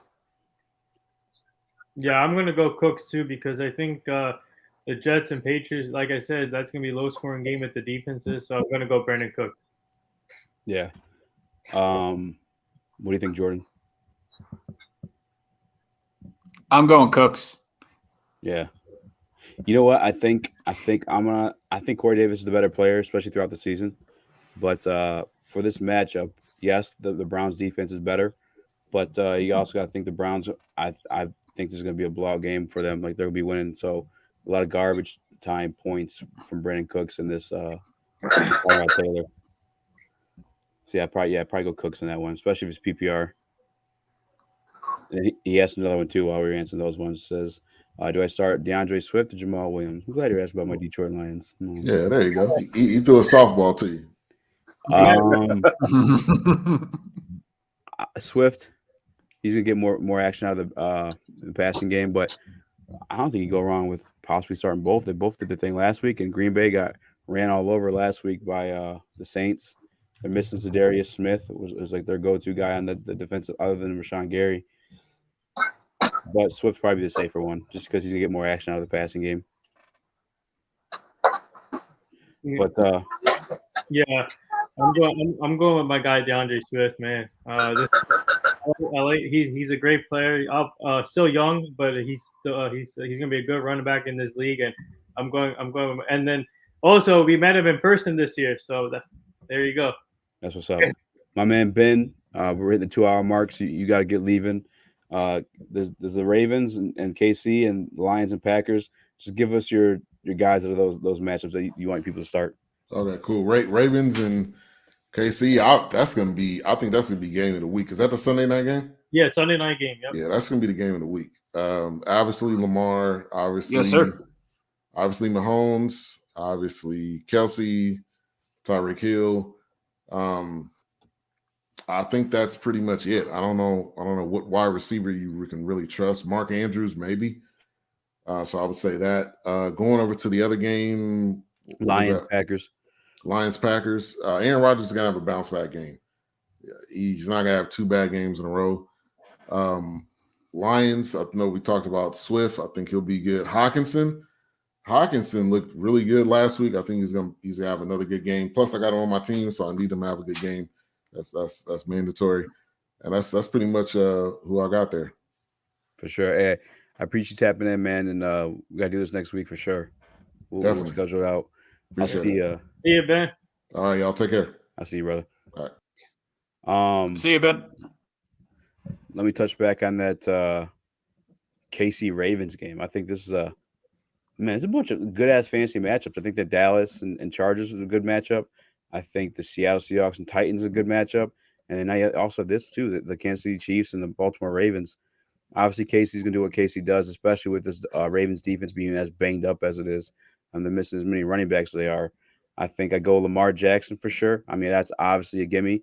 But possible sleeper in this one, I think maybe not even a sleeper, but Sammy Watkins for the Ravens in this one, I think is maybe fantasy, daily fantasy football. You take a look at him. And then obviously on the other side in KC, you have Travis Kelce and my man Tyreek Hill. I think Tyreek Hill is debatably maybe the best receiver in the league. I go back and forth between him and DeAndre Hopkins personally. But Jordan, what do you think on this one? Definitely taking Patrick Mahomes for the quarterback position. There's actually a few other. There's really some other stars I really like in this matchup too. Patrick Mahomes for sure. For the wide receivers, absolutely, I'm going to go with Tyreek Hill. And yeah, he's starting to become one of those top wide receivers in the league. He's definitely the fastest. I would say that who would compete with him, DeAndre Hopkins, and definitely I want to give a shout out to DK Metcalf. I think those are really your top 3 wide receivers in the league right now. For the tight ends, of course, you're going to go with Travis Kelce. I would even go ahead and even start Mark Andrews for the Ravens. I think he's going to have a very good game as well. For the kickers, I'm going both Bucker and Justin Tucker. You can't go wrong with any of those kickers if you are planning to start one of them. And of course, because I think the offenses are going to do well, you sit both the Ravens and sit both the Chiefs. Sure. So watch out. I definitely believe this is going to be a classic Sunday night shootout that we're going to have this week.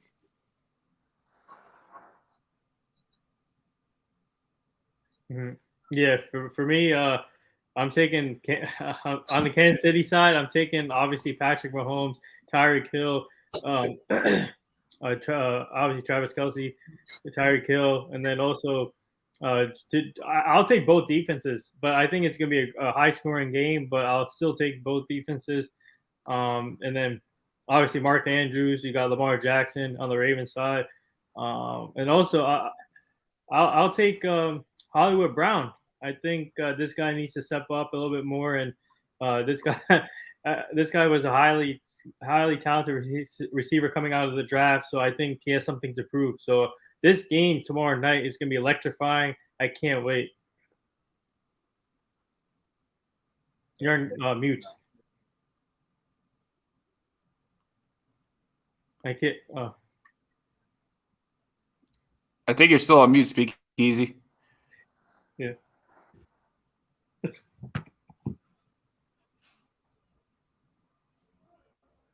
How about now? Oh, there you go. Yep. You're good. Beautiful. I'd say Marquise Brown questionable. Oh week. Man. Yeah, he may not. That's another reason why I went with Sammy Watkins. I probably should have mentioned that, huh? But yeah. Chris, what are you thinking? I think this game's going to be a toss-up. You can go either way on quarterback. Jackson can get his yards from throwing and running. Mahomes, he's going to get his points. He is what he is. Receiver, I give that edge to the Chiefs. I'm taking Hill over anybody on Baltimore. And on tight end, I'm taking Chelsea all day long. Yeah. Now, if you need a spot and you happen to have them both, I throw Andrews in as a flex just because he is that guy for Jackson for me. Now, if you're looking for somebody, that kid they started at running back, so Tyson Williams. Tyson Williams, something like that. I think that he's gonna do something, even with everyone behind him now. I think that he'll end up doing something in general. Yeah, and I'm a guy who thinks CEH is like overrated. I've been like on that train hard, and I wrote it into this year because even a lot of people give him a second chance this year, but in this particular game, because of the shootout style it may be, I maybe wouldn't start him if you're thin at the flex spot or doing DFS and he's cheap.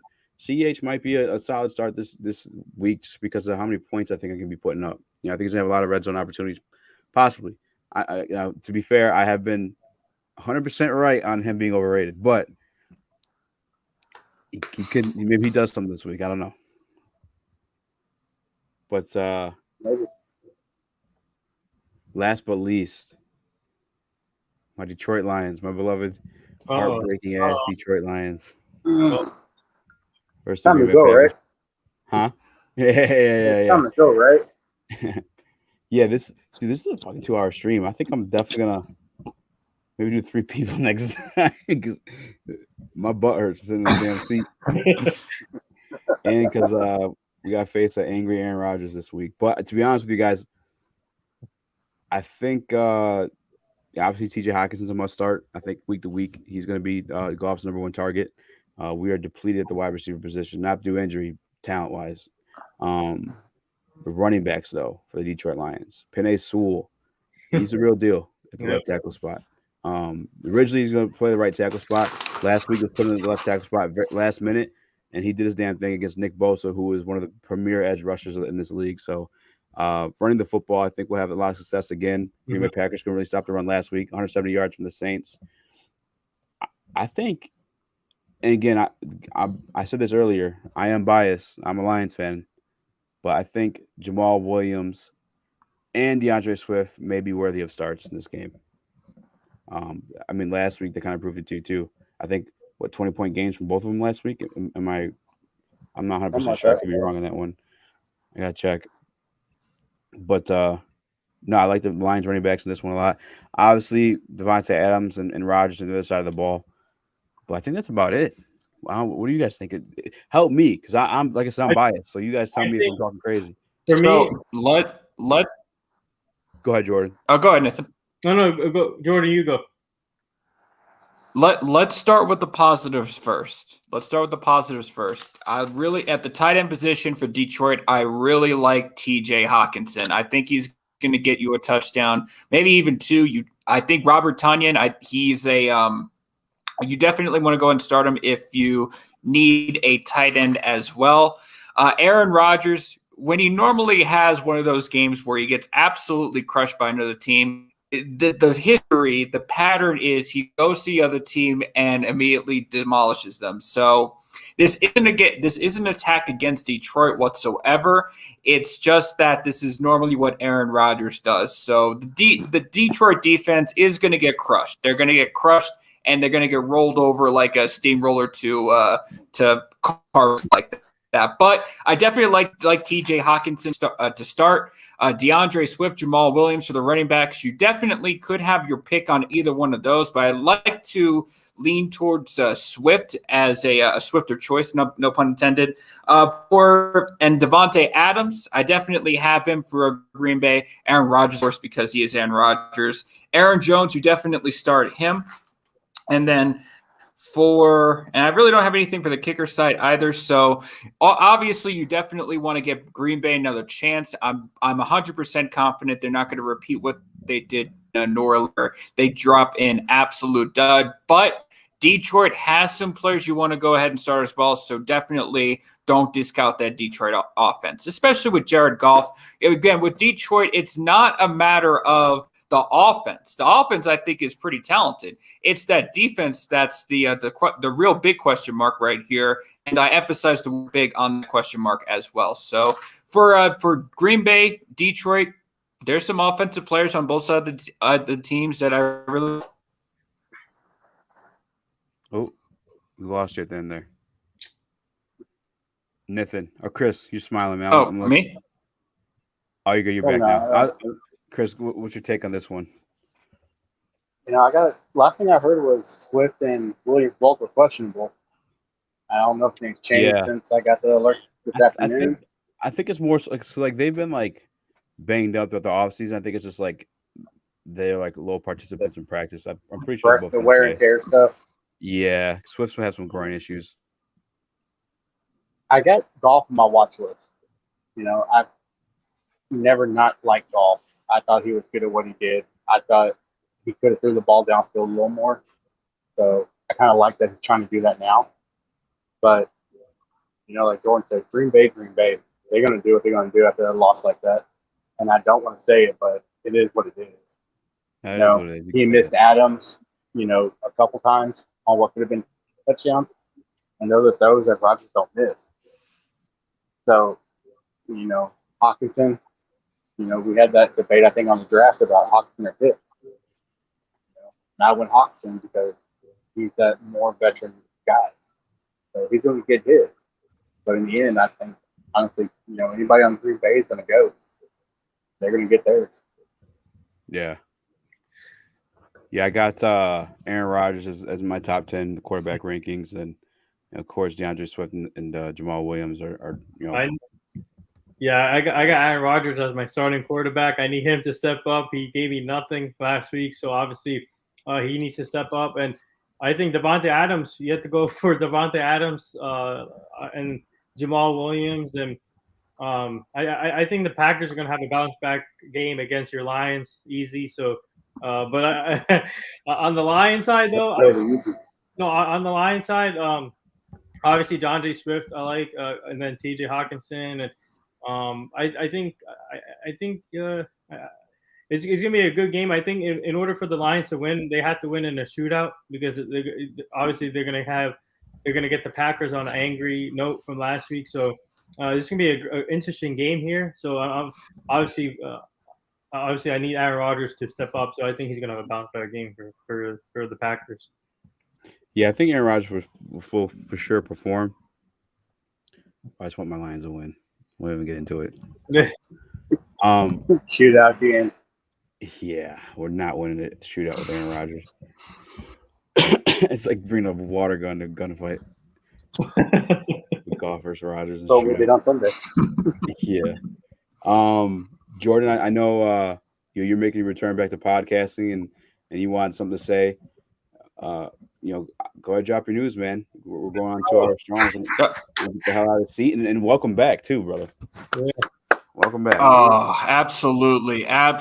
First, before I talk about what I want to talk about, I'm very grateful to be back in the podcasting game. And I'm also very grateful that Speakeasy to come along. And I'm also grateful for able to see Ben Sutter, see him doing his thing, understanding he's got an empire to build. Nathan, good to see you again, understanding that you are killing the podcast game as well. Good to see you. And Chris, you are always such fun to go ahead and talk about fantasy sports with. So absolutely up to you as well.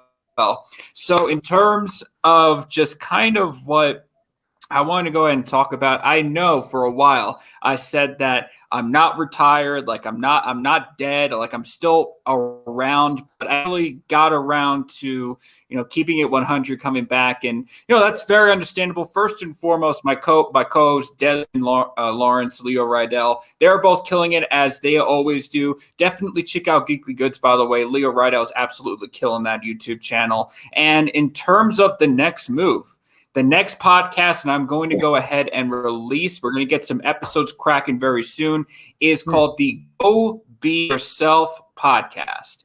This particular podcast is an idea of a couple of things. One, part of my business that I've been a part of since I've done my little bit of a retirement here and there, or my hiatus, if you will, is Goby Trade House. We're a Forex education trading company that for those who want to go ahead and learn a little bit more about what we do in terms of services, I'll be dropping once we, of course, get everything released and all that, just a free link for a 10-day free trial. But the leaders of our company, they wanted to go ahead and we wanted to bring more awareness, but also we have much passion in passion. I brought the idea of let's do a podcast. And so this podcast is going to cover sport. It's going to cover entertainment, music, movies, just like Keep It at 100, but with an added flavor of Forex and also, and more importantly, the entrepreneurial spirit and exactly the challenges that you face and how you can go ahead and overcome them. So I think we want to go ahead and bridge the gap between just going and just being yourself, having that confidence to be your identity. And so I'm very excited about the Go Be Yourself podcast. Yeah. And we are very, very much working on getting those episodes very soon. And once again, I am glad to be back under the mic and my return. Thank you very much, everybody. Hey, thanks for the return here too, man. I appreciate that. Welcome back, Jordan. Chris, you know your shit, man. I'm happy you joined the joined the panel today. We'll just have to get you a room away from all those distractions. So. The kid, the wife, the dog. It is what it is. I appreciate it, guys. It's fun to get on here with y'all that actually do this, and this is what y'all do. Kind of dropping my little 2 cents as a weekend warrior. So this is a great part of my weekend for me. So I appreciate it. Oh yeah. Chris. You do a great job, man. Shout out to you, and obviously your stuff, and obviously you're a Cowboy fan like me, so keep up the great work. We had a question come through, guys, by my guy Zach. He says Nelson start 2 PPR, Nelson Aguilar, Zach Pascal, Robbie Anderson, Trey Sermon, James Conner. I'm going to say Nelson Aguilar. I want to say Zach Pascal, but he's playing a very, very tough Rams defense. I don't know how comfortable I feel and telling you pick him headed into that war he's got coming. Robbie Anderson, he has a rapport with Sam Darnold. However, I think it was like 4th or 3rd in targets last week in their game against the Jets. Trey Sermon, I'd probably stay away from for 1 week. James Conner, Nelson Aguilar, James Conner. That's what I'm picking. What do you say, Chris? I like Aguilar, and just like you said, I like the rapport between Darnold and Anderson. You said he was like 4th in targets, but targets change game by game. So exactly. there's that comfortability. You're like, okay, this is a different team. Let's see what we can do here. What do you think, Jordan? I'll put it back up. I'm starting Robbie Anderson. I'm going with the fact that as this next week goes along, you're gonna have first. I don't really have the Saints as a start defense this week. I actually have them as kind of the sits, so that's one influence. Plus, the other influence is the matter that Darno and Anderson have that chemistry, as I talked about earlier. I'll definitely give Anderson the nod, and then for my second, I'm gonna have to go with Aguilar in as my second guy. Yeah, I think he might. I know everyone's high on Myers, but I think Aguilar has obviously the more proven track record and may end up the top guy there. I could be wrong, but he had a hell of a year last year. Nathan, do you want to speak on that one? Who'd you pick? I'm going Nelson Aguilar for sure, and then I'm going to go for a surprise here. I'm going to go Trey Sermon. Okay. Yeah. That's why your fantasy team stink. All right, there's another one here too before we hop off, and let's get some more questions here. Do I trade Robert Woods for Damian Harris and Brandon Ayuk? It depends. I say yeah, actually. 2 for 1. No. Give me that all day. I like Harris. I like Woods. I'll always stick with running back over receiver. Yeah. I get Robert Harris is going to be part of like a high octane offense with Matthew Stafford there in LA, but for me, there's more value obviously in having a starting like Damian Harris is an RB1, and those are hard to come by. You know, a guy who's going to consistently get the ball. Damian Harris is going to be that, and I think Brandon Ayuk may get going throughout the season. Maybe not right now, but I think midseason. I mean, much like last year, he can get going, and I think there's more value than just one Robert Woods who's sharing the ball with Cooper Kupp, who's going to see a lot of receptions. Tyler Higbee is going to see a lot of receptions. We saw the emergence of Van Jefferson on Sunday Night Football last week too. So I probably for sure make that trade. If someone's offering it to you, yes. If you're sending that, there's no way you're getting that accepted. Just saying. I have Saquon and Najee as my running backs, so I'm trying to get Harris until Saquon's 100%. I feel you. I don't know if you're going to get with that trade, though. But it's worth a shot, though. Jordan said Saquon didn't look bad. He didn't look great, but he didn't look bad on Thursday. Oh, yeah. I think week 4, he's going to – Saquon's going to get steamrolling, guys, come week 4. We're playing Dallas. Nathan, how did you become a Cowboys fan in New York? How did that even happen? You have 2 Super Bowls. Yeah. Within the last 20 years. How are you a Cowboys fan? My father, we have 5, man. We're gonna get 6 soon, hopefully soon. My father brought me up as a Cowboy fan. So he went to school in Arkansas and he watched Texas football and Cowboys. So that my father brought me up as a Cowboy fan. Okay. Oh, Dominic, he offered you the trade? Press the subscribe button and the like button. But yeah, pull the trigger on that one all day. What you're not pulling the trigger on that one, Jordan? I'm not pulling the trigger on that one. Robert Woods, to me, he's very valuable, especially because I do believe Matthew Stafford down the season is going to continue to get better and better and better. And sure, I'll go ahead and give you and play devil's advocate. So let's take a look at Damian Harris. Now he's on the New England Patriots, and to me, the Patriots have a chance, a very slim chance, of making the AFC wildcard, but this offense I do not trust. Mac Jones might well end up being the next Patriots quarterback and becomes the heir apparent to Tom Brady. I just don't see it just like that. And so I do believe that the offense is going to have their struggles. So I'm not sure if I want Damian Harris on my team if I could avoid it, especially if we got Harris and Saquon. I still believe that Saquon can do a few things for you and Harris can do a few things for you. And then Ayuk, my question is not Brandon Ayuk's talent. It's everything else with San Francisco right now. I myself just don't trust a whole lot out of Jimmy Garoppolo to make anybody on his team, at least for right now. I don't have anybody besides George Kittle that he can make good. So that's why I have that hesitant on that trade. Yeah,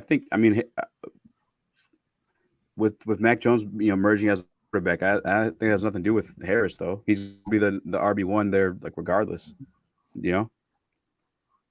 But and I would say this too. Oops, that's the wrong Harris. I'm sorry, I'm looking up stats. The Patriots pound the ball. 23 carries last week, 100 yards. Like with Mac Jones being a young quarterback, I feel like Bill Belichick's going to be looking to run a lot more than he is to pass. So that's just me. But I think we had another question here too. But and he's seeing that trade, you're fucking winning that league. That's crazy. Start 2 PPR: Gaskin, Waddle, Mitchell, Henderson, or Jamal Williams. Who are your running backs right now, Greg? If you don't mind commenting. Are you guys on this Gaskin hype train? I'm not. A lot of people you like Gaskin? I do. I had him last year in my league, and he was good for me. Yeah. Yeah. I mean, I had him, and I ran with the dude from Washington, Gibson. Yeah, I'm hopefully Gibson gets going here soon too, because I got him and I took him. I think I was like 7th overall. I think he was my first pick in a lot of the 2 drafts I had. PPR on this one, I'm curious who your 2 starting running backs are, Greg. But I would go. This is tough, bro. You have a great team. That's what this is your struggle right now. So Will Fuller's out for Miami, and it's PPR. So I definitely put Waddle in there because he's going to be seeing a lot of funky type of things to get him the ball, like all kinds of screens and stuff like that. Plus, obviously, he's really fast to go downfield. I go Waddle and maybe Henderson. I want to say Mitchell, but so you watched the Philly game, Chris? How did Philly's defense look? They look good. Yeah, Like they were on the ball, and it worried me as a Dallas fan because like we played again, them. We played them week 3. So we play them next week. yeah, we play the Eagles week 3 in Dallas. I thought it was Washington. Oh, No.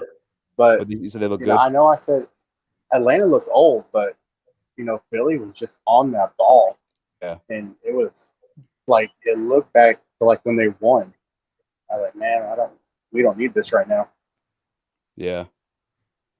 Fudge. All right, so he's playing. So, all right, so these are his running backs. He has Kamara and Taylor. Got the RB receiver flex spot to fill. Jamar Chase and Woods in my receiver spot. You can call me a madman. This could be a crazy take, but I think I would. Fuck, dude, you have some good ass running backs. I'm stuck on your running back situation because I honestly would possibly think about letting Taylor sit for one of these guys, just because. But he did one off last week. You just never know what's going to happen with the Colts backfield there, man. It's either Taylor or Hines. There's no consistency there. Give me Waddle and give me Henderson or Jamal Williams. Henderson. Give me Waddle and Henderson. That's why I do PPR. That's tough. Sorry, guys. What about you, Chris? I've been going Gaskin and Henderson. Gaskin Henderson. I really do just like Gaskin. I like the way he plays. Jordan, what about you? Give me Henderson and and give me Williams. Williams. Nathan? I'm gonna go Jalen Waddle. I'm gonna go Jalen Waddle and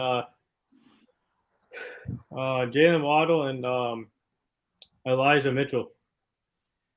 Jalen Waddle, Elijah Mitchell. Yeah.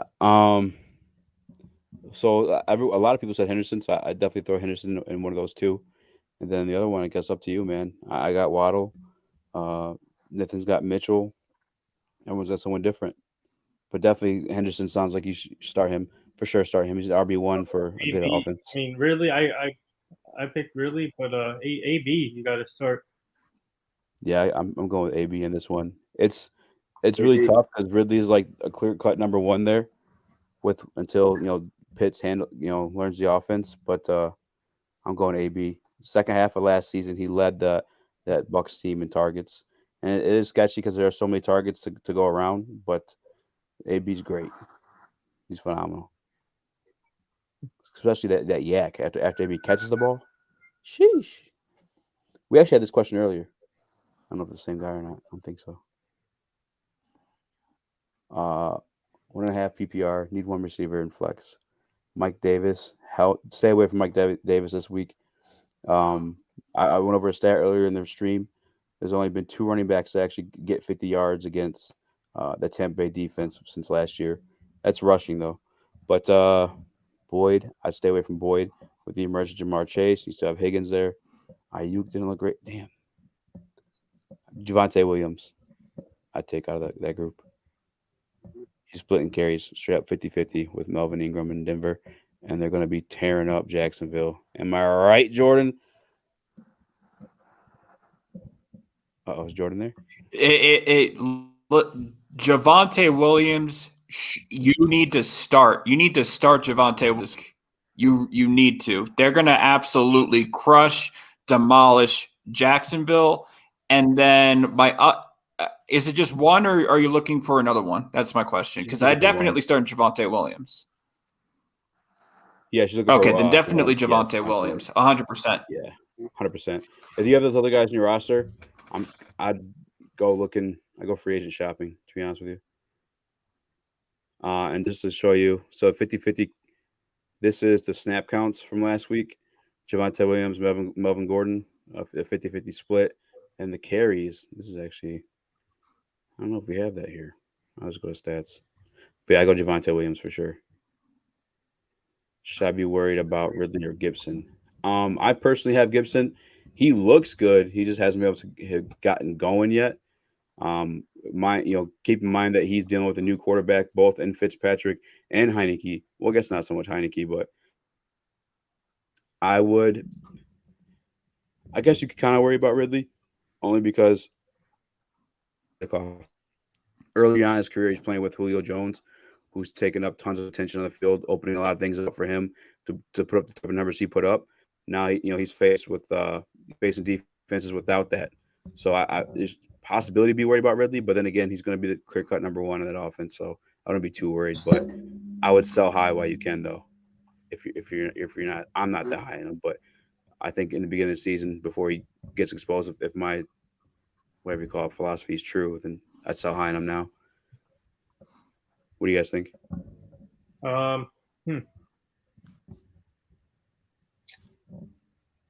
I'm worried about Ridley. Yeah. I'm scared with Ridley right now. I mean, he didn't have a great week against the Eagles. He's certainly not going to have a great week against Tampa Bay this week. And when I really look at this Atlanta team, we had talked about it. I want to go ahead and sell the whole team. Players, front office, mascot, stadium. You can even sell the city if you wanted to at this point. But man, Ridley, I am a little scared with Ridley. Gibson, I'm going to go ahead and stick with Gibson a bit more. Understand that Ryan Fitzpatrick, Tyler Henry, in a very, very interesting situation with Washington. So I'd stick with Gibson, but yeah, Ridley is a little bit of a concern for sure. I see you nodding your head, Chris. Are you so high on Ridley? Oh no, I agree. I mean, I'm worried about Ridley because of the quarterback situation. At this point, I trust Fitzpatrick more than I trust Ryan. Yeah. I trust Hennessy more than I trust Ryan. Ryan kind of showed on Sunday he can't move the ball like he used to. So it's like, how do you expect your receiver to get yards if your quarterback can't get in the ball? Yeah. Definitely not worried about Gibson, though, because you got to also remember with him is he's a wide receiver moving to the running back position. So if you're in a PPR league especially, he's gonna touch the ball, whether it's through the air or on the ground. I missed this though in Sarah's question. I don't know if she's still here or not, but she needed a receiver out of that group too, and we just gave her Javonte Williams. So you were right, Jordan. We just gave her Javonte Williams. I do not like these receiver options though, to be honest with you. So we got Williams. We got Williams for sure. That's the surefire option out of this bunch right here. My second. And only because I'm going to look at this in terms of which offense I trust more, I'm going to go with Brandon Ayuk for the Niners. I'm going to go with Brandon Ayuk and Javonte Williams. Yes, I mean, I think that makes the most sense. Again, because the offense, I'd go with Brandon Ayuk. But even, if you have Sammy Watkins on your waiver wire right now, I took a flyer on him.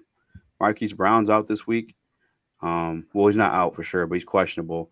So, I mean, even if he does play, obviously he's going to be a little bit banged up. So, if it's just for this week, and maybe throughout the season, I'd probably pick up a flyer on Watkins. He's another guy who gets banged up too, though, to be fair. But he looked great last week, and they're pretty thin there right now in Baltimore. But I think that's it for questions right now, unless we get anyone fly through here soon. Anyone who's still in the chat, if you guys wouldn't mind, please hit that like button. We will be back next week, same time, same place. I think I'm on I don't know, man, because we went 2.5 hours. I might do like 2 or 3 people at a time next time, because this is a long stream. Yeah. But I do appreciate you guys joining, man. And are we doing DraftKings this week? Do you guys want to fire one up? We could. A little $5 pool? We could definitely. Ooh. Let's do it. Did Courtney send one? I'm not sure. I've never done DraftKings. Oh, man, you'll love it. Welcome to the tradition. Yeah, we do this every week. We started last year. I started off hot, but then Courtney took over. I think you won one too, though, Jordan, didn't you? I did. Yeah. I can't remember. I can't remember which week, but I think I did win at least one. Yeah. If not first place, you definitely came in second. Nathan. I think I joined. I think I joined in one last year, but I think I lost. So no surprise, you had the Houstons as sleepers this week.